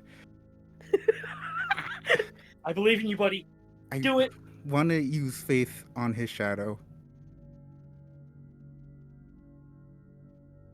On whose shadow? The hand shadow. Ooh, faith? Ooh. It is light, so... So, do you actually do this? Yeah. It won't force you to your knees, but you do have a ringing in your ears temporarily for like the next 10 minutes because you are completely depleted of mana right now. Yeah. You are exhausted. I'm almost tempted to give you a fucking exhaustion point. You know what? Actually, take one. That's fair. Yeah. You're exhausted. But you are still standing as you watch from the window, not in that sense of you summon light. You redirect it. And instead of turning towards the wall that he's not facing, it kind of sharpens into pinpoints. And you watch as this spell that you've only recently acquired, only recently tapped into, rather. You watch it stab like needles into his shadow, and you hear him shriek. Like, it is a garbled, monstrous shriek, as if you're hitting him directly. Fuck. Yeah, no, Tsubasa panics. It's just like, Arthur, stop it! However, you see him slump forward. Are you still holding onto his collar? Yeah, and he's moved to, like, both hands into the cell, like, holding him and kind of doing that herald strength of, you are now grapes, lifted off the ground. You watch as he slumps forward, completely passed out, as if kept awake by this thing in his shadow. And what happens is you see the glowing golden eyes of something in his shadow stare at you all, crinkle as if they belong to a person. Amused, entertained. And then the hand slinks back, crumbling to ash, and the shadow that was once perpetually dark is lighter, barely noticeable. And he is still passed out. Of course, there was something in the shadow. Razz, Sue, What? Sue. One of you, Arthur, the other one, get this cage open. I don't think we I can. have Yeah, I have knock. Tsubasa, pointing to the guards around them. Knock. They No. did nothing. No, we You're are. gonna have to physically restrain her to stop her. Yeah, no. Tsubasa is full on grabbing her by by her shoulder, her shirt shoulder, and full body yanks her back. He's got a That's plus. not- He's got a +3 to his strength. It doesn't take much from Tsubasa to drag her back, I will say. Just like, no, we are not doing this in front of the guards. Then Aster will say this: guards, go get my aunt now. Please. He They needs look- help. They look shaken for a moment, like shaken in that sense of they don't know how they didn't notice. But like two of them do actually dart off. The one that is closest to you on the left side does not. It stays next to you. And Hey, just buddy. the two bolt off. And Oh, I have lesser restoration. Yes, you do. it's around this time that Helia and Lance, you show up. Kind of in the same vein of they rush off past you, and you kind of walk in through the door that they're rushing out of. Can Question. Tsubasa try lesser restoration on him? While Tsubasa's lesser restoration may or may not happen, can I just make a funny for Lance and Helia to see? Mm-hmm. Currently, this visual: Tsubasa restraining Razz, Arthur slumped, Aster lifting a grown man like he weighs 4 pounds. Hi guys. What did you do? Explanations later. And Tsubasa is going to try lesser restoration on this guy.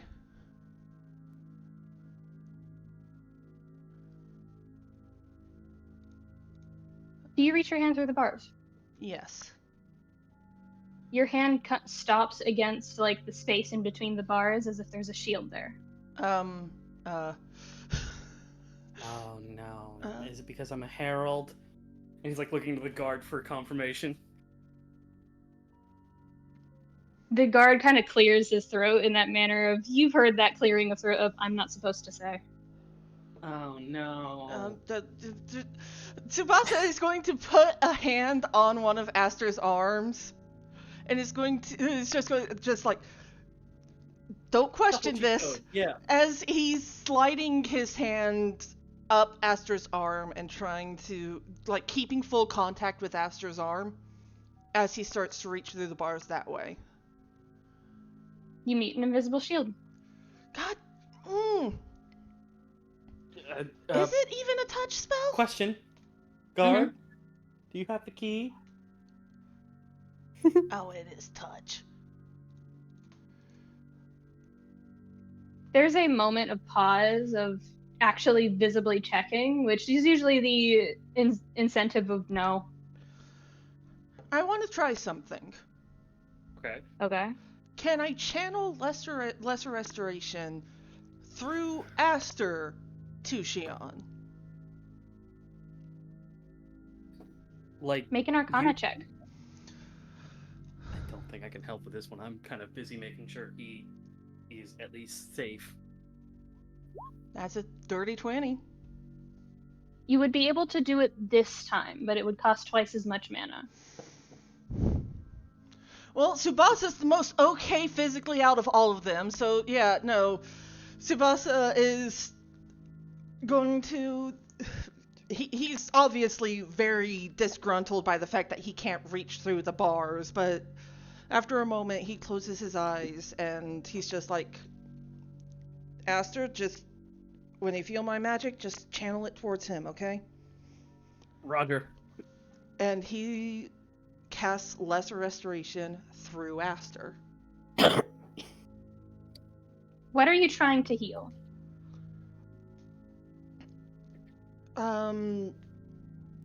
Does Lesser Restoration heal exhaustion?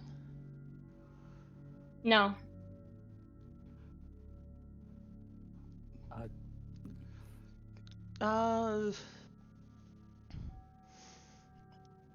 He would probably have to figure out what's wrong before he can actually try to heal it.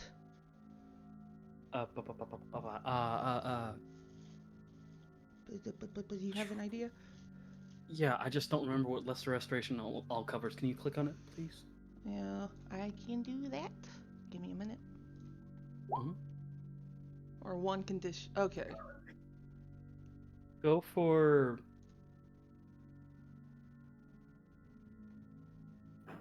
Go for... condition, maybe? Because I don't think he has a disease. Not that I've been able to tell. Oh, you know what? Poison.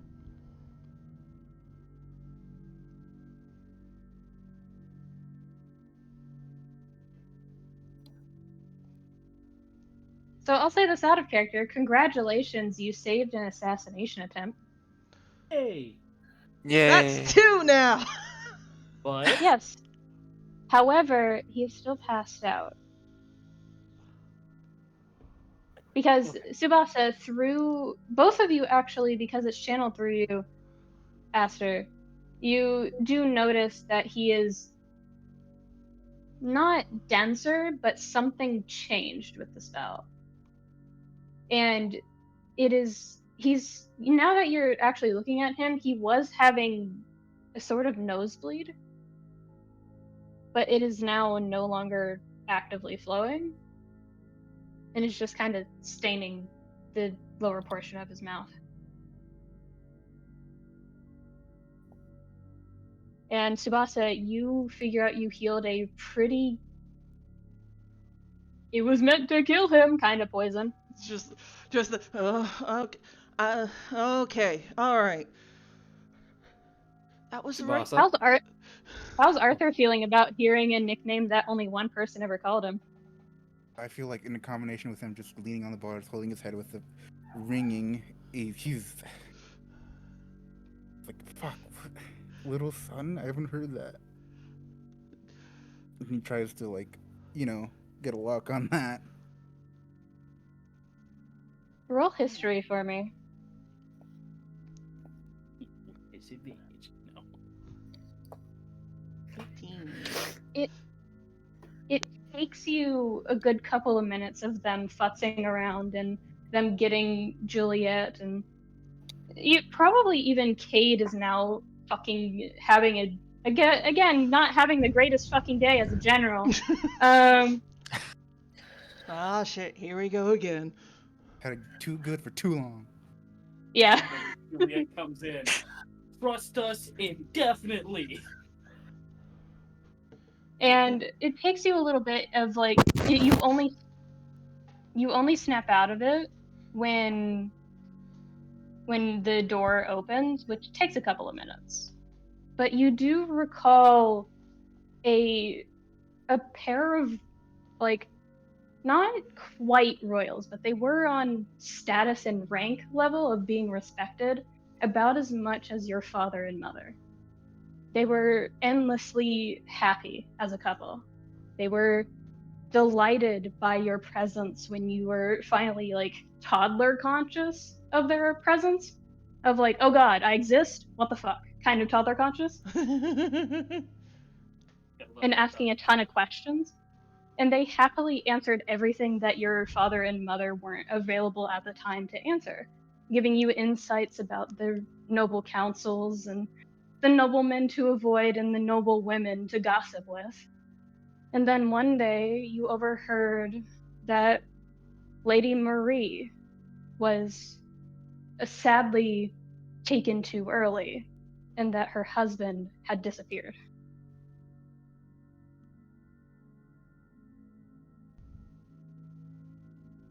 And it was like one of those gossip moments of, did he kill her? And none of it came out of before and now of, no, it was the knights didn't step in. Does he Something happened. have the name for the husband or no? You, as you're thinking about it, like, do you continue thinking about it as Juliet steps in? Yeah. Since he's not, he can't do anything useful. Mm-hmm. So as she steps in and starts to, not annoyed but worriedly, start to ask what the hell's going on and why she should continue trusting you as you have your hands through the fucking bars, Aster. Aster replies, "Assassination attempt. We stopped it.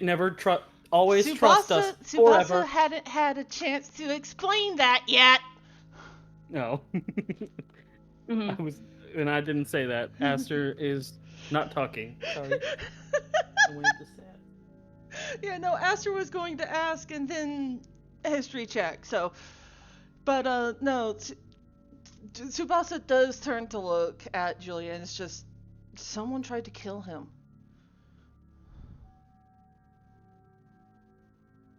I'm kind of upset it wasn't me, but go on.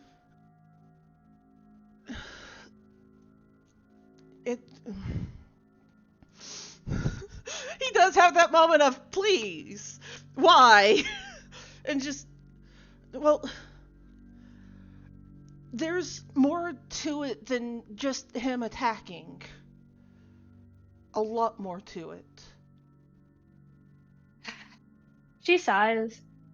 She also, like, she's known you guys as both students and her students for long enough that she knows that you guys don't have a reason to lie about this just to keep one dangerous criminal alive. So she waves away the guard who just stares at her with that "ma'am, are you sure" look. And she goes, "Don't question me, I might doubt myself." And he kind of through the helmet, you feel the smirk of this guard in particular has probably been on her detail as long as she's been headmistress. And just walks by, puts a hand on her shoulder in that manner of, if you trust them, and walks out. Is that right? But Arthur, you Yes. do know the name of, after like the back and forth for a little while, not a full minute, but close enough. You take some minute of searching your memory because he didn't introduce himself immediately. He just said, "Call me whatever you need to, little son." And that was his reprieve for a moment of introducing himself because he was usually busy. But the name that you come up with, the name in your memory who was married to Lady Marie,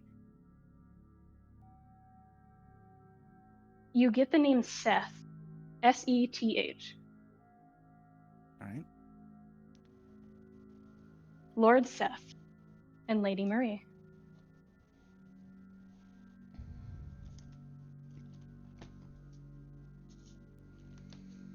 After that bit of information, I think he just kind of just slides down the bars till he's sitting on the ground.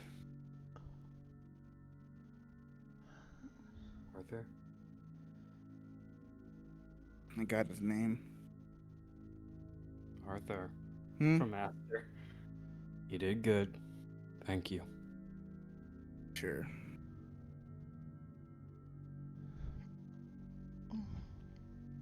We need a vacation. You hear Juliet sigh in that manner of, "No shit, Sherlock." Auntie. Yeah. Okay. Respectfully, if I was a weaker person, I think I might have ended up as him. Can we please treat him with some respect? At least pity? No murder? Explain and maybe I will.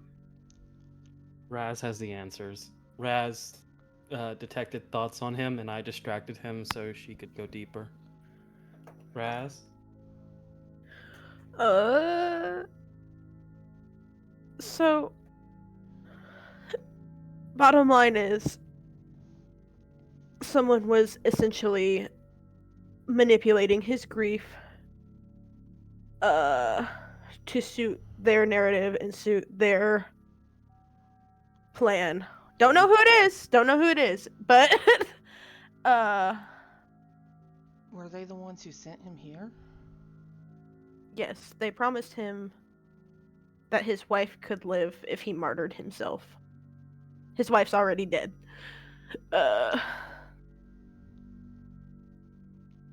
Promised him the impossible. Okay, so how does this make me want to keep him around? After he caused the death of so many people. Students, kids. No one said he was getting off scot-free. Just not to kill him. He needs to. I agree he needs punishment, but let him atone for his sins at the very least with his life. Not for his life, you know? At the very least, we know that he's tied to the people who directed the attack. Exactly. He's the only link we have.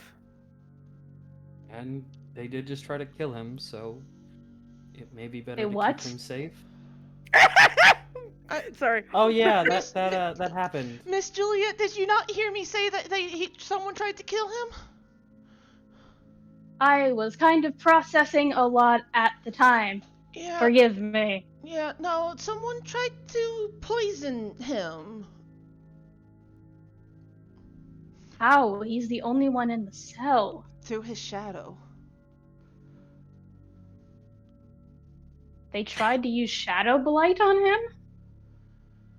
Maybe? We don't really know what it was, but I just it know looked that at us afterwards. I just know I was able to heal it, so...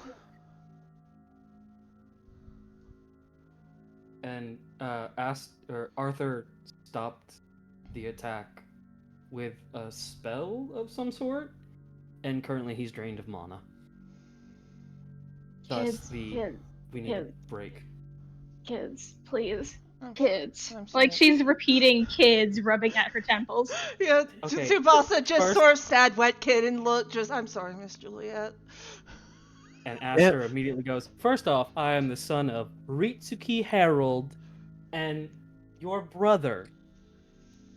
Are you... And you're gonna look me in my face and say you And tell were me better? that I'm wrong. Yeah, you're gonna look me in my face and tell me I'm wrong? You were better than this at our age? Lance does kind of Yes. raise his hand. Just if it helps any, me and Helia didn't have anything to do with this. Yeah, no, Not They just arrived here. They didn't do anything here. I want Cherry to see my reaction to that specific comment. I'm gonna walk out. Please don't.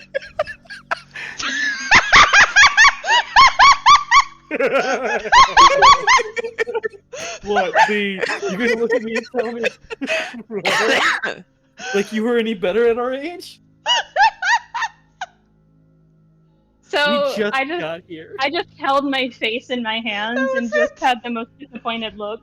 It was just full disappointment over there.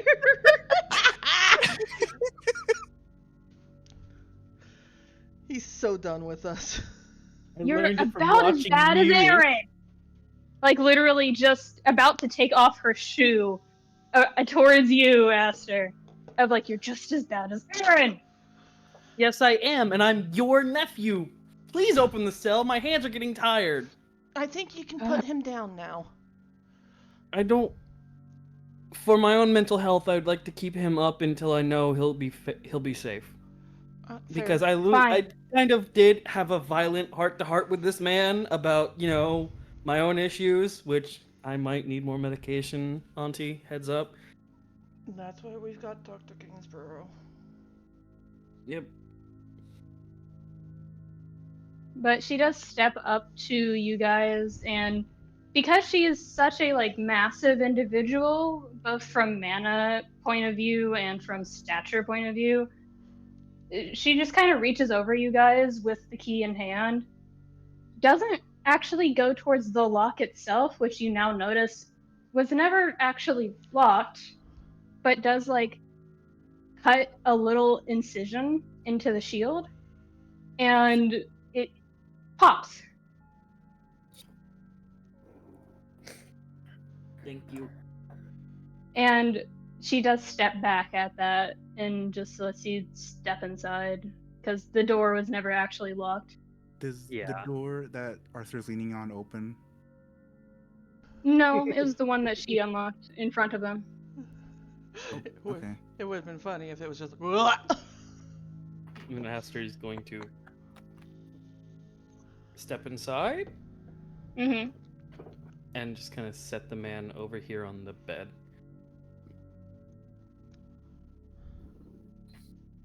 And he's not gonna mumble this. He's gonna go, "I'm sorry about her.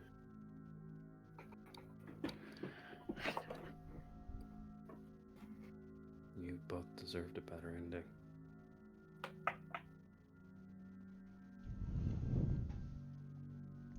I know you're not awake, but lies don't bring you happiness.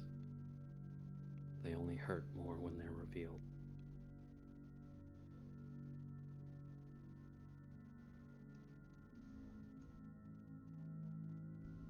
He takes him a genuine bit of willpower to kind of like leave him.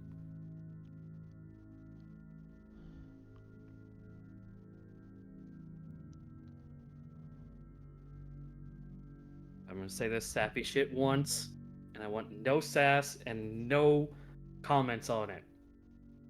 I love No you guys. promises. And thank you. Fuck you. You almost ruined it. I love all of you, and I'm thankful that you guys stopped me from becoming him. He just kind of walks up to his aunt. If it weren't for them, I would have been just like him. Not as Aster, but as Caesar. Someone whispered in his ear, just as easy as they could have whispered in mine. I'm not asking for him to be forgiven. Just a chance for him to atone. Aster. Yeah. Like Juliet just stares you dead in your soul and goes, "We don't even know his name." I do. Huh? You do? She looks Playing over at funny you. words.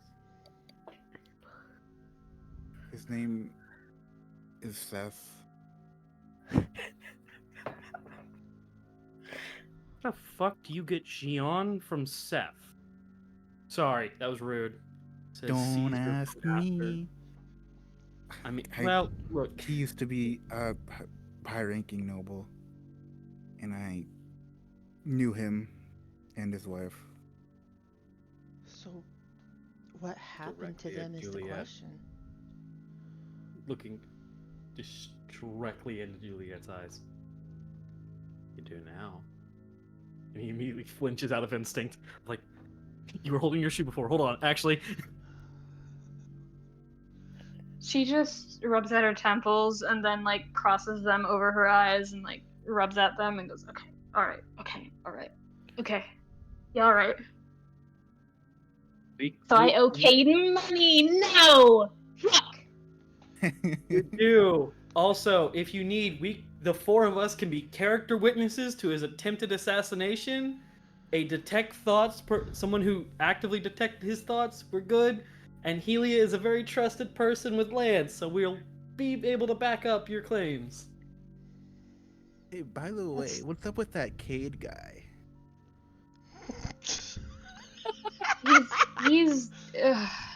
He's supposed to not be the permanent head of vice role, but I think he's gotten attached to the school,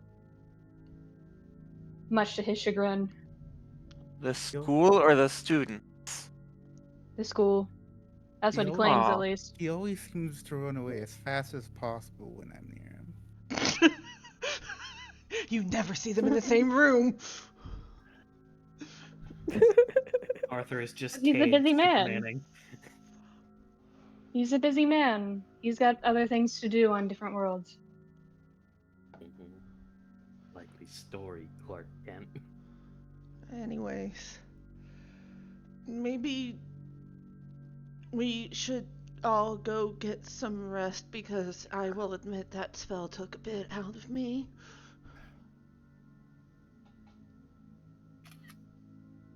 I just heard a What the fuck? I'm sorry, I'm just imagining Lance becoming Where's my iPad? I'm sorry. but now I'm just imagining Lance slowly bringing up the phone and then the camera shutter. So that makes it so much worse. You could just see it now, Razz slowly pulling an iPhone out of his satchel, snapping a picture of Seth, quoting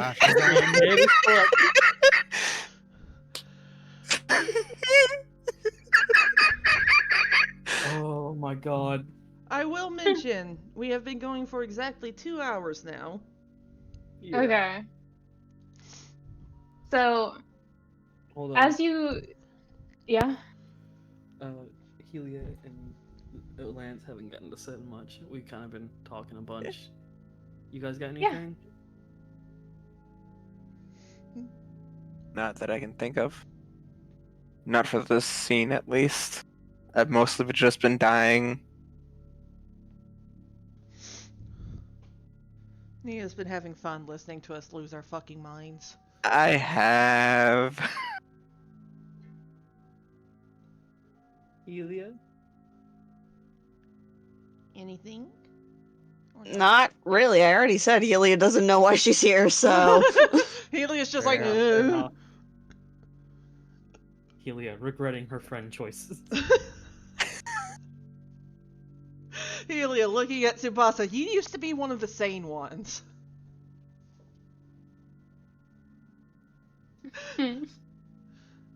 So, are we good to move on? I'm good. To move on, yeah. Seems like it. So, I'm going to move to a brief scene to try actively to do something that I promised Cayde I would do. We're gonna have a little bit of a time skip towards the winter season. And you all have more or less prevented both an assassination attempt on someone who had information, learned of a type of poison called shadow blight, which, whether you research it or not, it is told to you by Juliet that shadow blight is basically one of the Cosmos's deadliest poisons that acts pretty fast. Like, it is up there with trying to, like, poison someone with cyanide times, like, 100. And it acts through their shadow. So as long as someone can physically touch or magically touch your shadow, they can instill that poison into you. But it is a lot of things calm down. There's some scandalous rumors here and there of there's a missing teacher, there's a fake teacher, a fake student that was seen running around. People asking a bunch of different questions of teachers here and there. And nothing really is answered until it kind of dies down. And it becomes kind of closer to the end of November, early December. And Arthur. Yeah. You get a text from Cadence. It says, "Hey, do you want to see our baby sister?" Of course. Just really all caps. casually. Exclamation I'll point. guess. And he just sends you the same room coordinates at the hospital. He rushes over. I fully believe that you just sprint out of the study and like everyone's just like, "Whoa, what kind of fucking hot on heels are you doing?" And you don't even answer. I fully believe you forget temporarily to even bring a jacket until you get there and you realize it's cold. And Yes. then one of the people at the front desk is just like, "Yeah, I know why you're here, but you could have brought a jacket, honey." And they give you one of theirs, so it's like a big oversized medical jacket. Thank you, but no time. Fronts again. So you run up. I don't think you even take the elevator this time. I think you sprint up the staircase to the top Yeah. floor. And you sprint and you just dash past the two royal guards, the right and left hand of the king and queen, and they don't stop you, but they do deliberately step further out of your path so they don't get rushed into by accident. And you just take off towards that room that was sanctioned off for your mother. And you skid around the door frame, and it's one of those things of everybody is not staring at you, Arthur, but it's kind of similar to when you rush into a room that is deathly quiet and you can hear your own breathing. Hmm. And Cadence is smirking at you, even though he looks a bit misty eyed himself in that positive way. He's like, "It took you forever to get here, you dunce." Kind of look. I know there was traffic. As if he took a ride here. The cars were in his way. The cars are in his way, yeah. And you step up to the side of the wall and kind of step past. Your father looks exhausted, and there's a couple of bruises on both of his hands, and you know damn well that's because of your mother, who is physically, in her heydays, stronger than him. So now, not so much, but when she needs to be, she can be, kind of a mentality. Uh-huh. And you step forward towards your mother, who is kind of half asleep, but is holding a small bundle of cloth, and you see very clearly a full head of blonde hair, like held in her arms. Would you look at that? Not black hair. And she looks up at you and goes, "Oh, I guess Cadence told you." Yeah, I wish I was here sooner. "I don't think you would have wanted to be. I already scarred your brother." And she kind of laughs.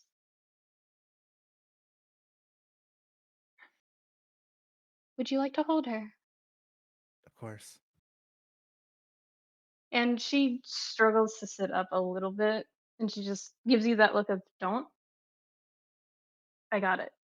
Because she knows you're going to worry like your father does. Mm-hmm. Just, "I am just readjusting." And she sits up properly against the stack of pillows behind her. And she at first shows you the face of your baby sister, and she is wide awake, has her eyes open, like that rare baby tendency, a full head of hair, and is wide awake somehow, and is not screaming as of this moment, and is just staring at you with like those really oddly unnaturally blue eyes. Like the blue eyes of, this is gonna change when she's older, probably. For most kids at least. Mm-hmm. And gently reaches out to show you how to hold your baby sister. Like, just support the head, and your arm goes here. There you go. And your little sister is just staring up at you, specifically not directly at your face, but towards like your hairline, because it's stark contrast from eyes to hair. Mm-hmm. And she's just staring with those big old eyes. He's like, "Hi, nice to meet you." Of course, he knows he's not gonna get a response. But Your anyway. mother does. Your mother does chuckle a little bit tiredly. We were thinking we're still not quite 100% on the name, but we were thinking Rayna. Rayna Leandro Pendraco. Does that sound good to you? That sounds perfect. She smiles, and you see your mother starting to nod off, and your father calls you over. Of just, you don't have to put her down, just come here.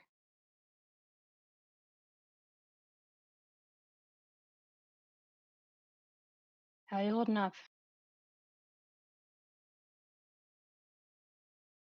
In general, you mean? In general.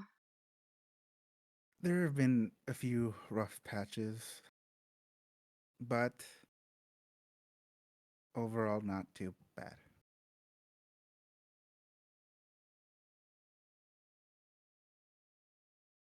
Good. I was worried that too much time away from home would have. Never mind. And he gets up in that manner of, I'm going to go take a bit of a walk, and offers his seat to you. So you can actually sit down and take a moment.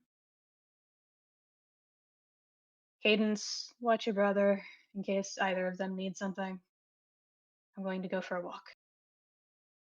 Just aye aye, Cap. And he leaves out the door with his own fanfare music. And is there anything specific you say or do in this moment while you're holding your baby sister?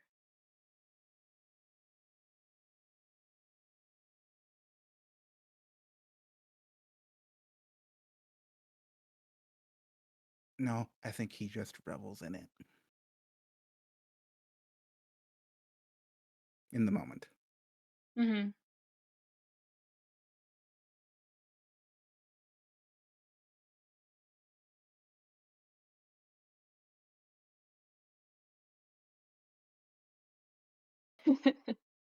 So you eventually are picked up by Cadence and not carried to a different room, but carried to a like smaller kind of bed slash cot in the room.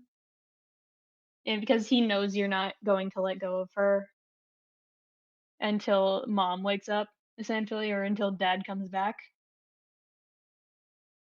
So he just sets you down, kind of pulls the thin disrespect of a blanket over you, and takes up post near you guys, and you fall asleep to the sound of a monitor and the little bubbling giggles of your little sister falling asleep with you.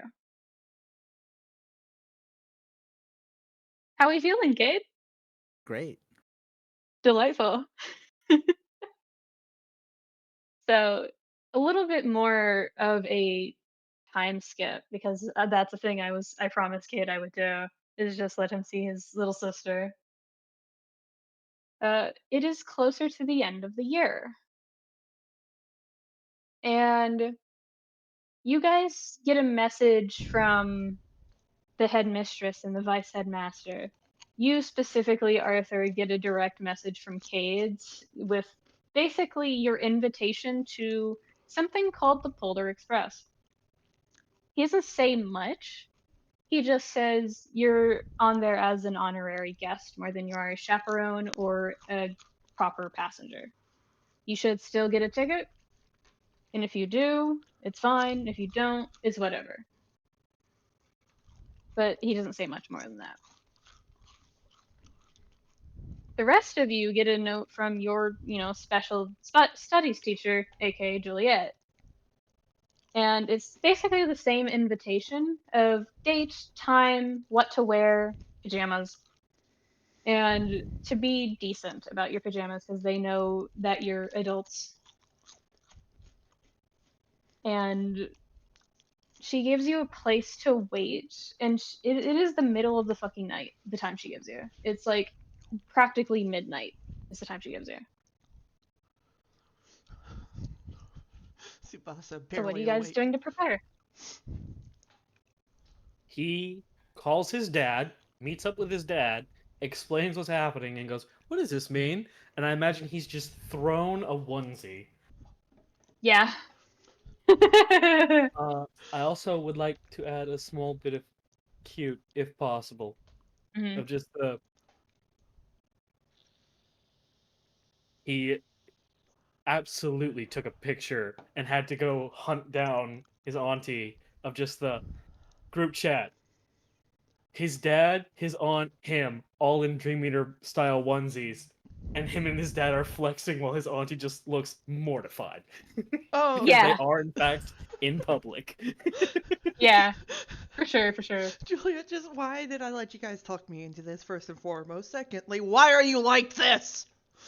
Julius Core. Because I know how to cook your favorite snacks, and I threaten to stop. Okay, listen here, you son of a bitch. Please. Sublime. Just the, alright, you motherfucker. So, I have a question for you guys. Yes. A couple of us have already discussed this. But what are your characters wearing on the Polar Express?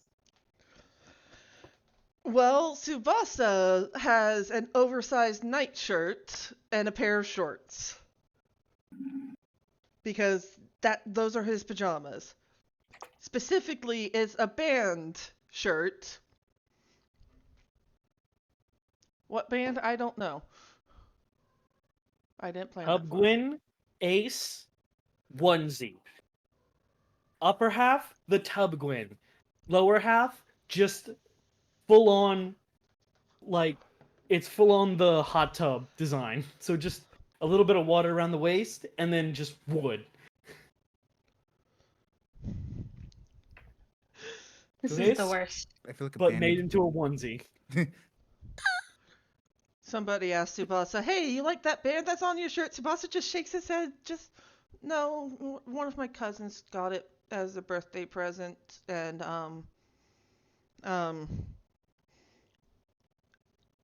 It's like Twilight Dawn as a band. yeah, Twilight Dawn is just like, I don't know these people. They didn't know that I didn't know, and that I guess they thought I was the same size as the rest of the family. Because the shirt is visibly big on him. Just, it's comfy though.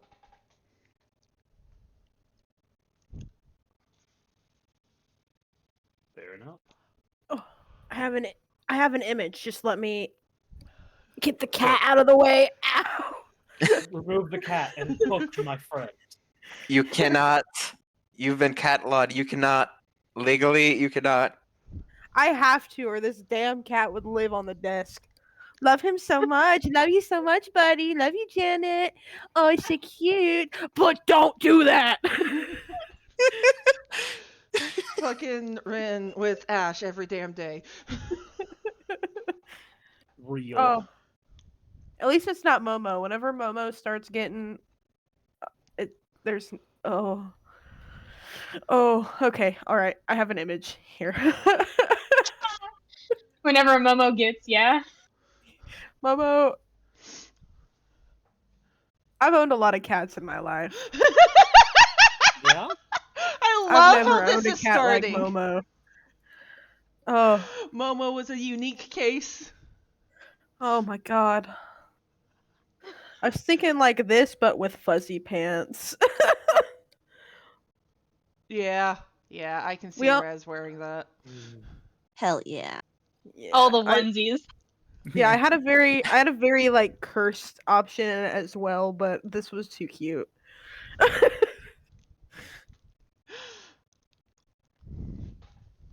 See, Oh. Lance is probably wearing like a very oversized hoodie based around like, Killian shirts. well, Sorry. yeah. Okay. Yes, and then probably like not a hoodie, but like a cloak sort of Mm-hmm. based around like the design of a death's head hawk moth. So kind of like what Razz has. Yes. I actually change what I would like Razz to be wearing. Oh, jeez. This, but red.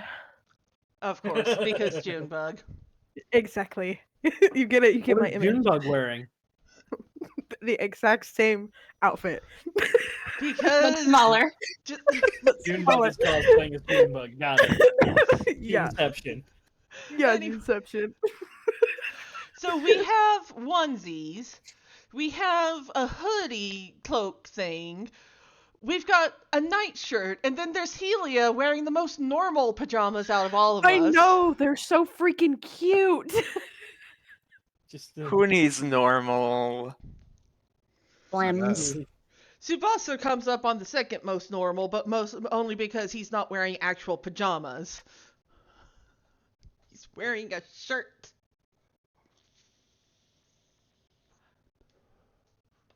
But yeah. So I guess we all show up at the meeting spot. The fucking cat is back. I would like to also say this very cute thing, because I imagine he has returned. Zippy is on the back of Aster's shoulder, wearing a little, like, cartoon-style imp onesie. 100% made for babies, but he's wearing it like a boss. Love that for him. Oh. Tsubasa's probably half asleep while they're waiting, just like, so why'd Miss Juliet send us the invitations?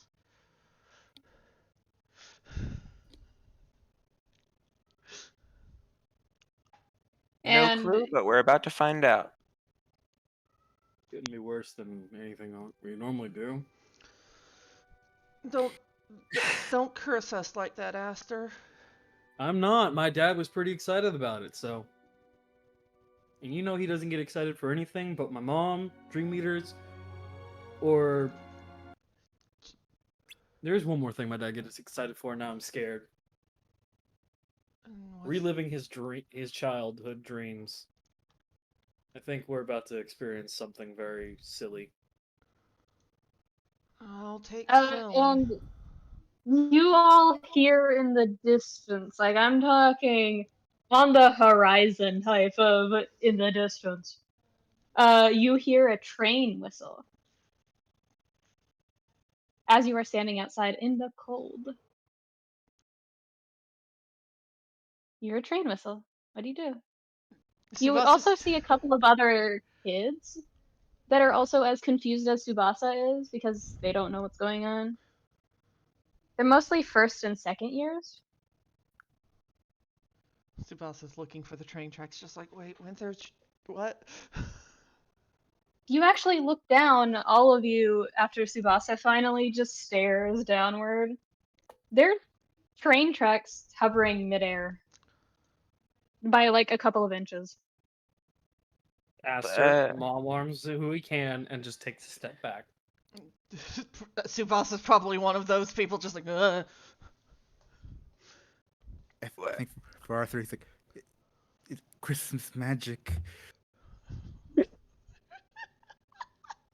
I don't think that's a thing, Arthur. I swear. That's what you think. What do you think? Of all the things to not believe, Lance, it's Christmas magic. How is this strange? We're surrounded by magic! I know you hear magic. another whistle blow. Closer this time. And you see a headlight, a singular big headlight. It is approaching.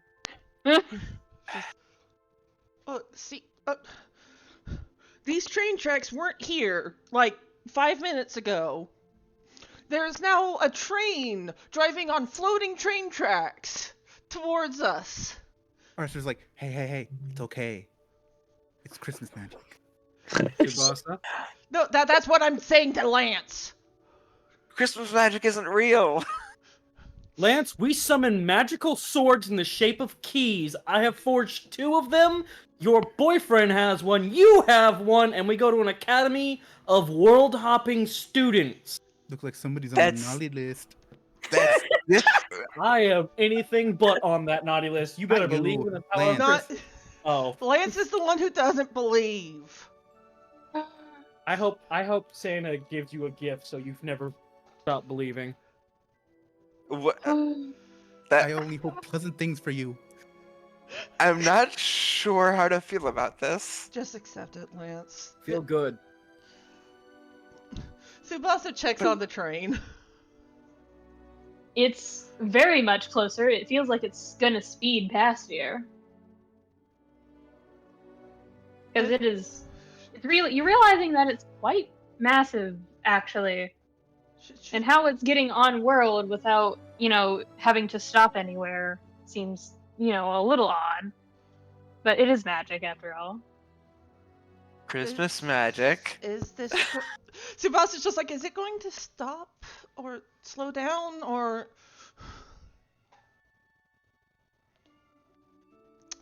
And as you ask that, there is the sound of not screeching, but more along the lines of, the sound of a train starting to come to a halt. I am very But, familiar with fast. it, yes. It's not incredibly fast, like it's not an emergency halt, but it is like, this is our last stop kind of thing and we want to go kind of energy. Mm-hmm. Yeah. So it takes a little bit and it kind of hurts the more sensitive ears in the group. Like there's another tiefling in your group from the first years. And it's just Yeah. Tsubasa makes eye contact with the tiefling, both of them with hands over their ears. Just, you understand. And one of the other people, actually, Razz, is your little sister. I think you killed them? On Christmas, no less? God damn. Oh, You gotta give me a token for that eventually. I do. But you do see your little sister, who is very confused and wearing the college student pajamas of "I didn't have any money." Like, I didn't have any money. I only have 69 money. it's not enough. Why But you can is like the it. music going off like that? I am... Okay. What about nuggets? I can lend you some money. I'm rich. You guys can ask. I don't want it. This is Razz's sister, who doesn't quite know you guys yet. So I'm going to try and be a proper college student who doesn't have a lot of money. And oh no, I don't have a lot of money. Wrong kids. Wrong kids to be friends with. I do.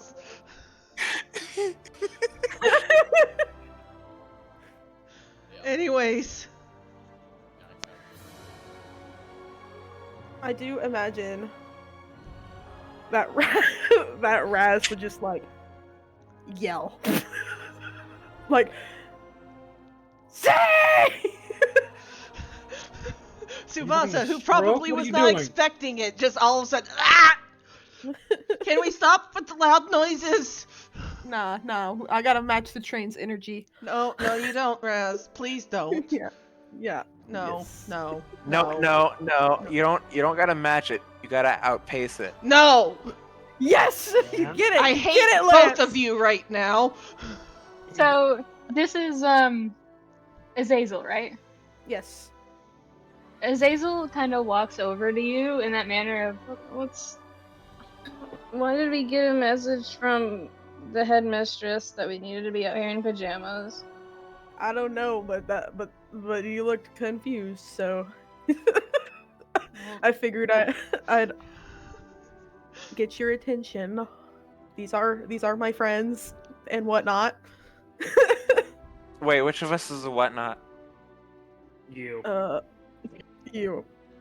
Aw. We Guys, can Not- rock not this really. later. Why are you like this? Why are... okay. Guys, Azazel, guys. Hi, Azazel. My name's Tsubasa, not guys.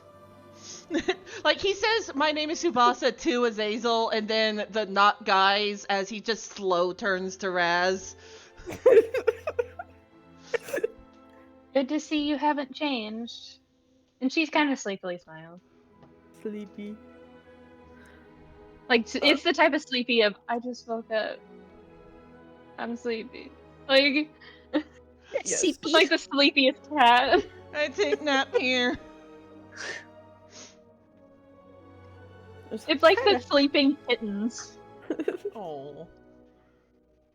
Oh. Azazel, Uh-huh.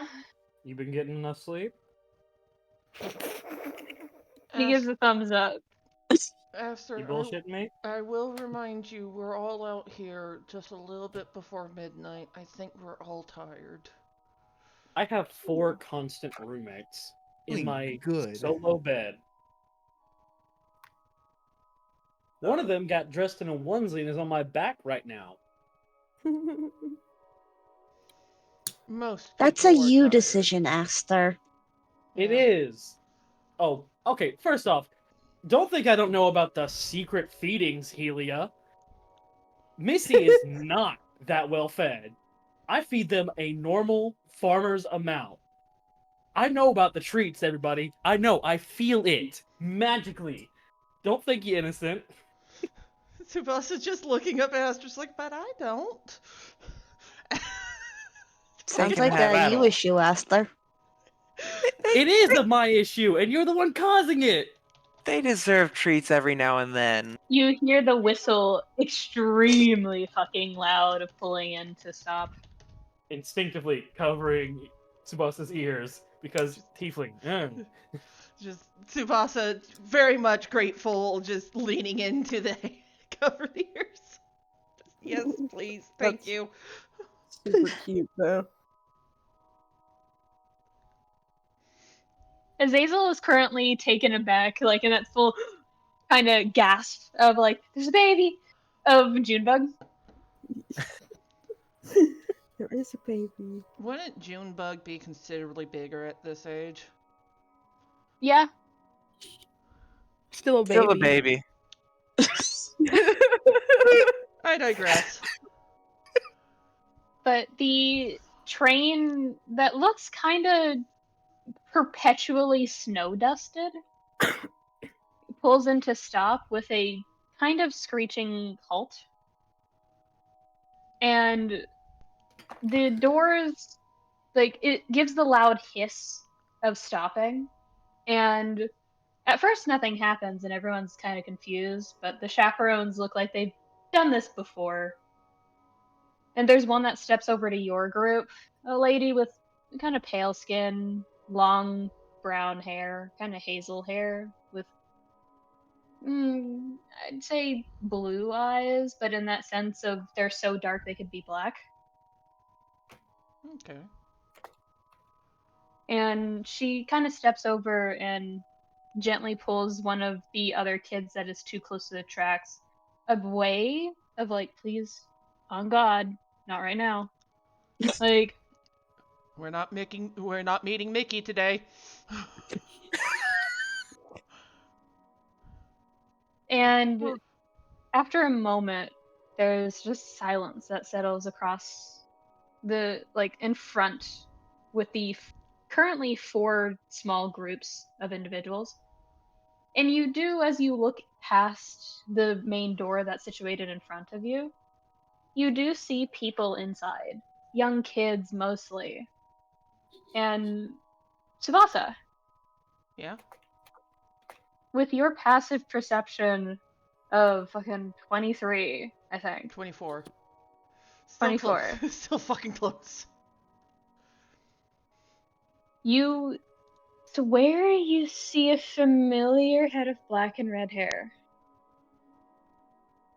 Huh? But then it's gone as quickly as you saw it. Yeah. Tsubasa still turns to Aster, is just like, hey, did you see that? No.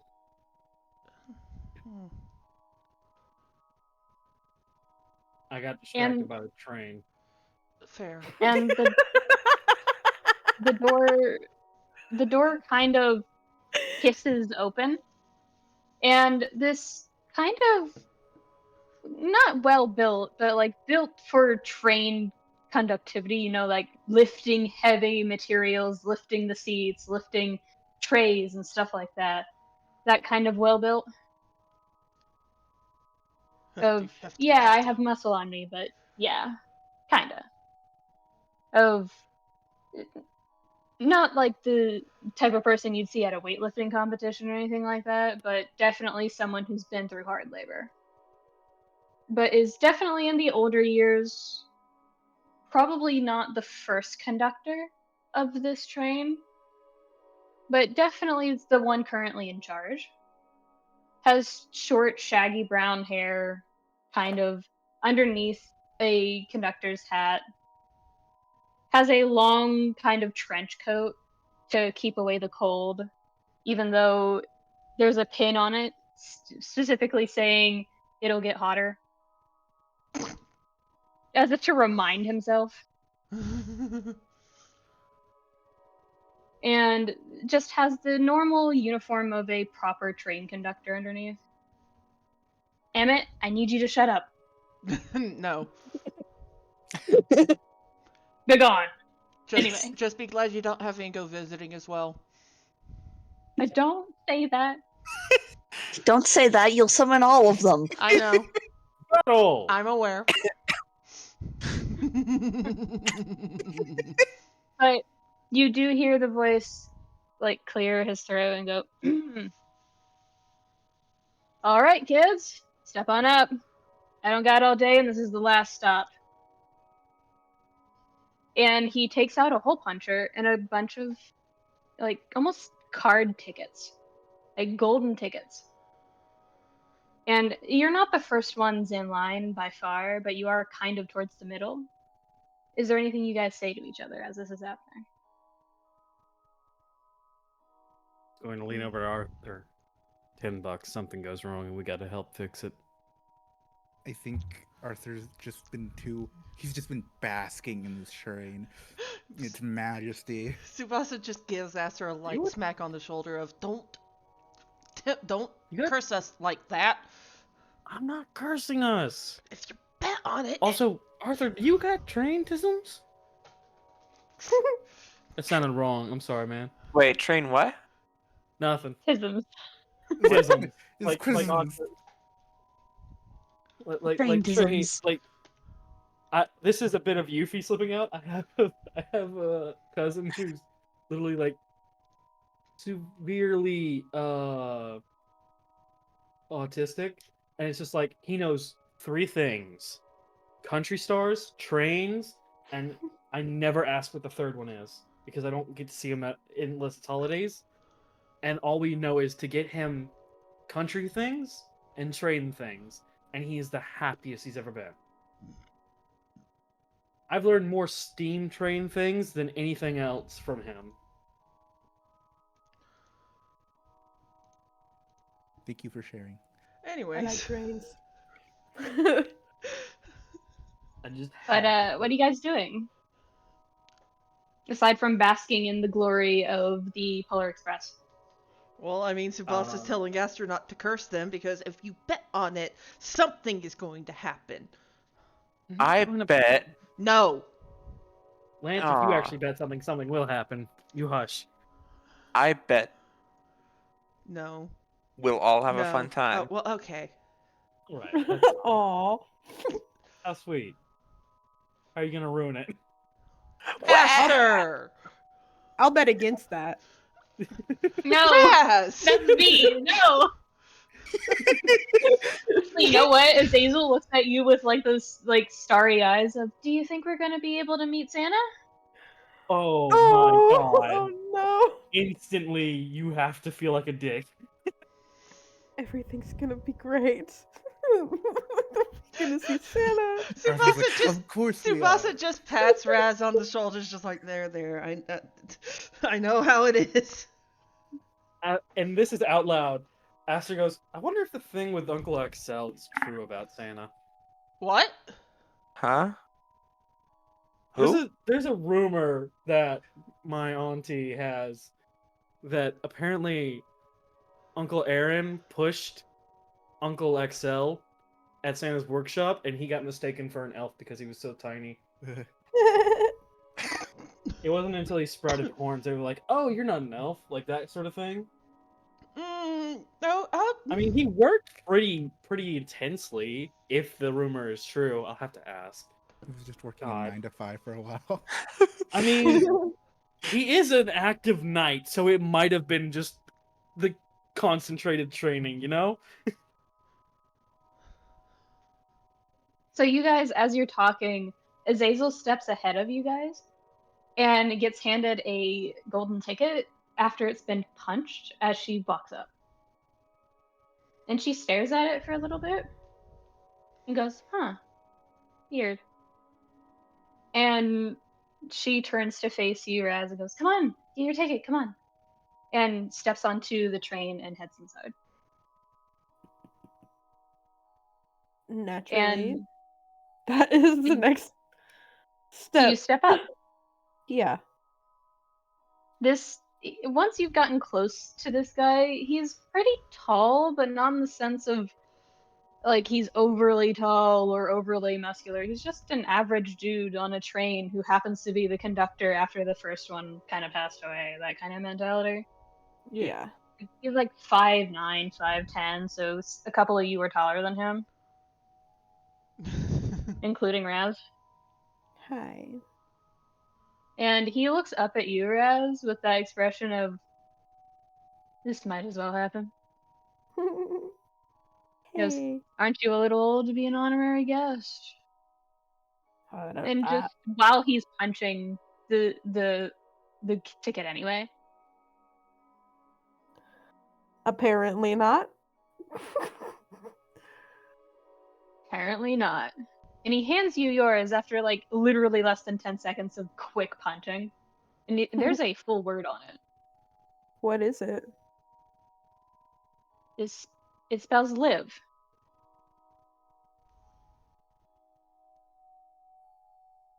Yeah, that's right. Live. That says life. Sorry. What does this mean? What does this mean? Turn around, it says evil. Of course. That's more like it. I will say Tsubasa will be the one after Razz. Aster's group mon mentality means he and Arthur are probably fighting for the last spot. No, I think Arthur's fine wherever. Lance, on the other hand, is absolutely going to fight for that last spot.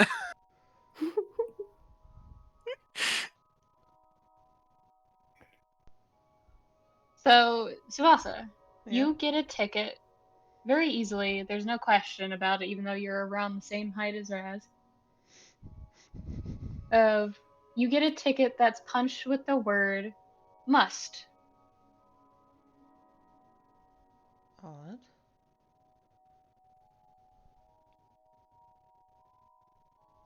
Arthur, Yes. actually, where's Helia in this ordeal? Before the bickering idiots, I can tell you that much. So you're next. Sure. I think it's gonna be Helia, Arthur, Aster, and then Lance, because Lance seems very obstinate about this. Sounds about right. So, Helia, you step up and you get the look of, haven't you been here before? But doesn't say anything. Floating question mark back. And he shrugs, punches the ticket anyway, as if kind of guided by something outside of him to do what he's doing. And you get a ticket with the word song.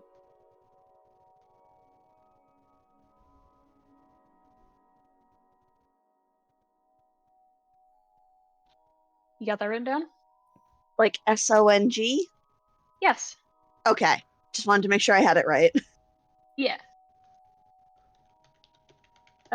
Arthur. Yes.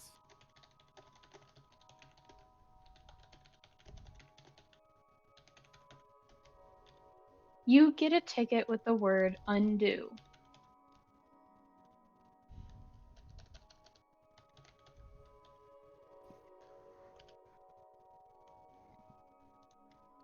Okay.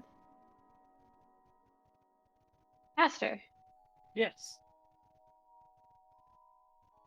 You get a ticket with the word sea.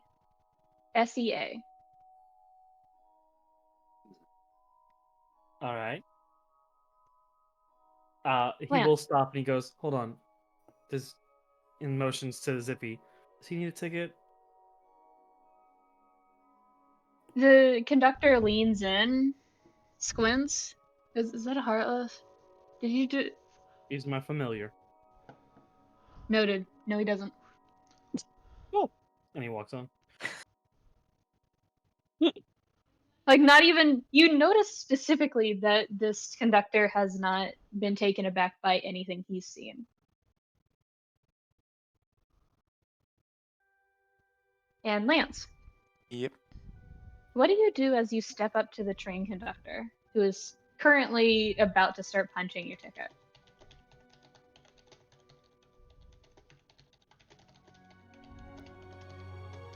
Kind of inhales.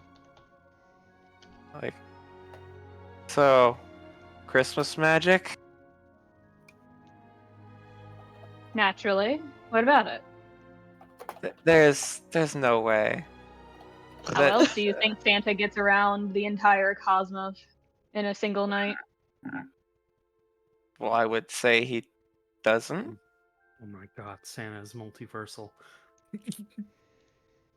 Maybe he clones himself with like one single chimney. I don't know.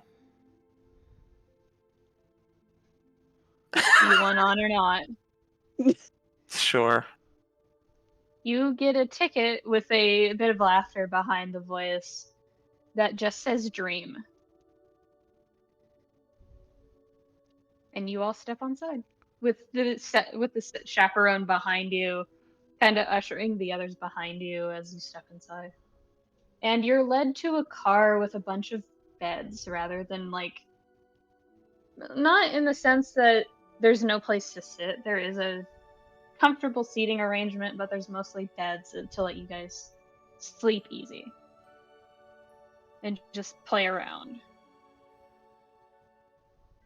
And you see a good number of kids that are already in this train car, and they are younger than you. You see as you step inside the first person on being Razz. And after Azazel, who is rushing ahead, you see a young girl with cat ears and a tail, and they look real as they are responding to every stimuli available, and has big, like, pigtail curls and a nice, like, almost Lolita style nightgown. Okay. And you see there's another girl ahead and another person ahead that seems feminine in presentation, but might not be, because the latter one is dressed in kind of a gothic Victorian kind of nightgown slash pajama set, and also seems to be bearing horns and a tail, but not in the same manner as you guys. And that person peeks back after noticing that you notice them. And there's a person with like very, very expensive fine robes that is reading just out of view, but you do see the book, and their hands that haven't seen a day of labor in their life. Like that kind of, you can tell the softness from that distance. And the chaperone kind of steps inside with you guys and goes to one of her own locations. Like this is the chaperone, by the way.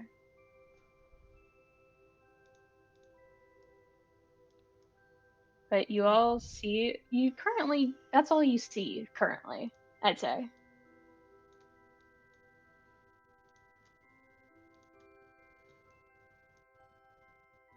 So what are you guys doing for the last 5 to 10 minutes of this recording? Yeah, no, I sent it in DMs, but I'll say it here. Tsubasa's actively looking around the train for someone. Yeah, go find Lex, you idiot. Yeah. Out of character, out of character. Yeah, no. I have to ask. Mm-hmm. Does the boy sniff him? Like, sniff him out? Do you mean, does Zippy smell Lex? Yes. His friend. He does. Very, very faintly. It's like one of those things of he's probably changed his cologne. But it's still Lex. Yeah. Tsubasa, meanwhile, not even waiting for the others, just... You get a slight beep from the littlest girl with the, pigtail curls and just leaping backwards as if you startled her. I was just like, oh, sorry, just trying to see if I saw someone. As he just sort of skirts past, just like, whoops, fuck.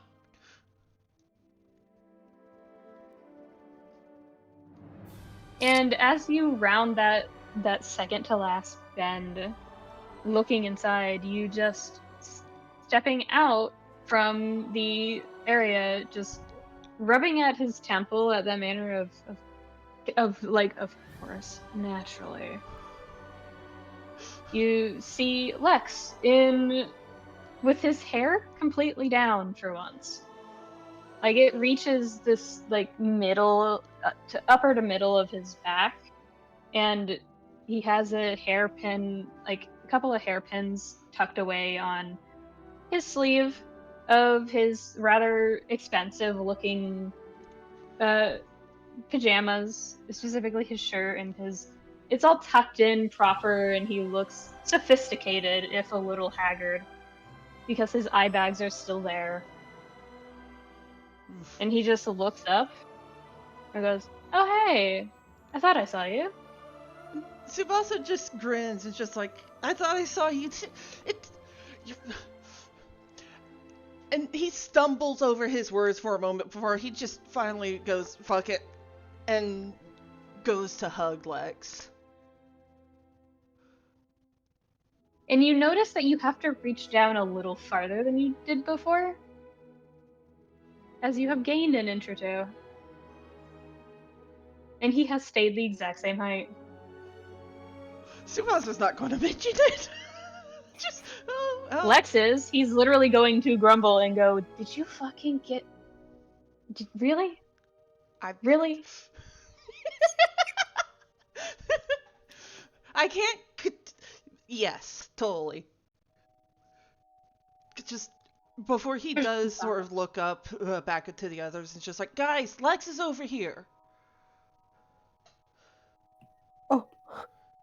Aster, without missing a beat, mumbles as he walks past and kind of gently taps Arthur's back. "Come on, lover boy." He was there. There for what? He was in the hallway when you did the confession, dude. No, you weren't. You weren't, actually. No. Oh, shit! Wrong hallway. Fuck. It was Simon. You were playing Simon that time. Damn it. Never mind. I don't get to talk to you. Damn you. You survived on the skin of your teeth. You thought you had me. Thought I did. I thought wrong. However, I will say, even Aster understands the, perk up of Lex hearing Arthur's specific footsteps. Which is part of the reason why Tsubasa steps to the side, because he knows. And he looks over at you, Arthur, as you start to approach.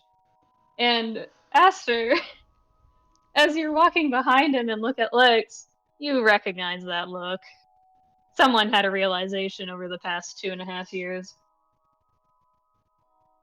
Just the stare, directly looking at Lex's, like, into Lex's eyes, into his soul, if you will, just like, This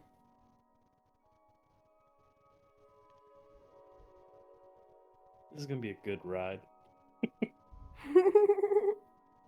Hey, Arthur. Hey, Lex, you doing better?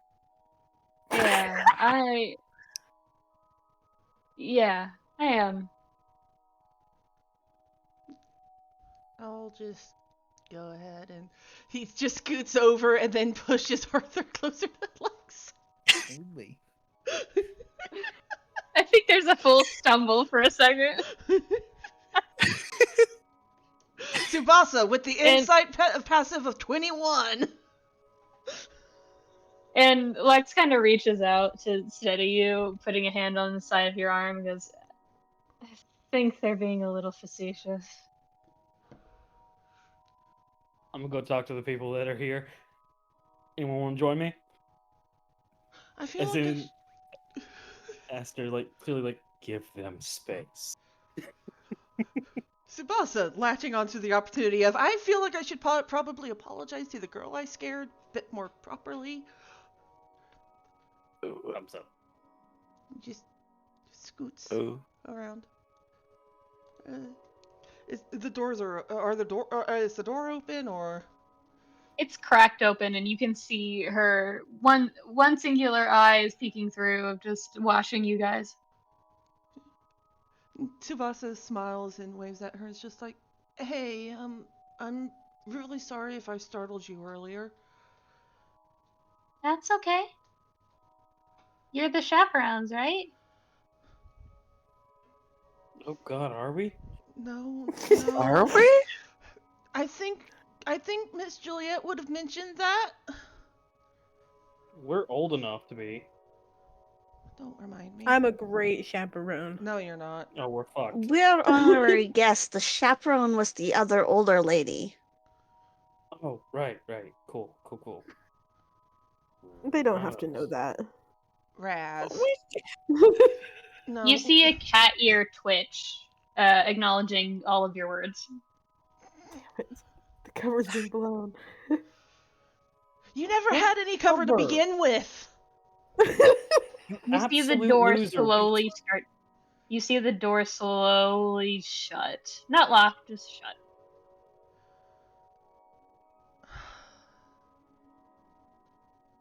And Arthur, you get the offer from Lex of, why don't you come inside? We have a lot to catch up on. Okay, of course. And he just steps inside and takes a seat against the window. And I think that's where we'll cut for today. No. All right. I shall Sounds go good. ahead and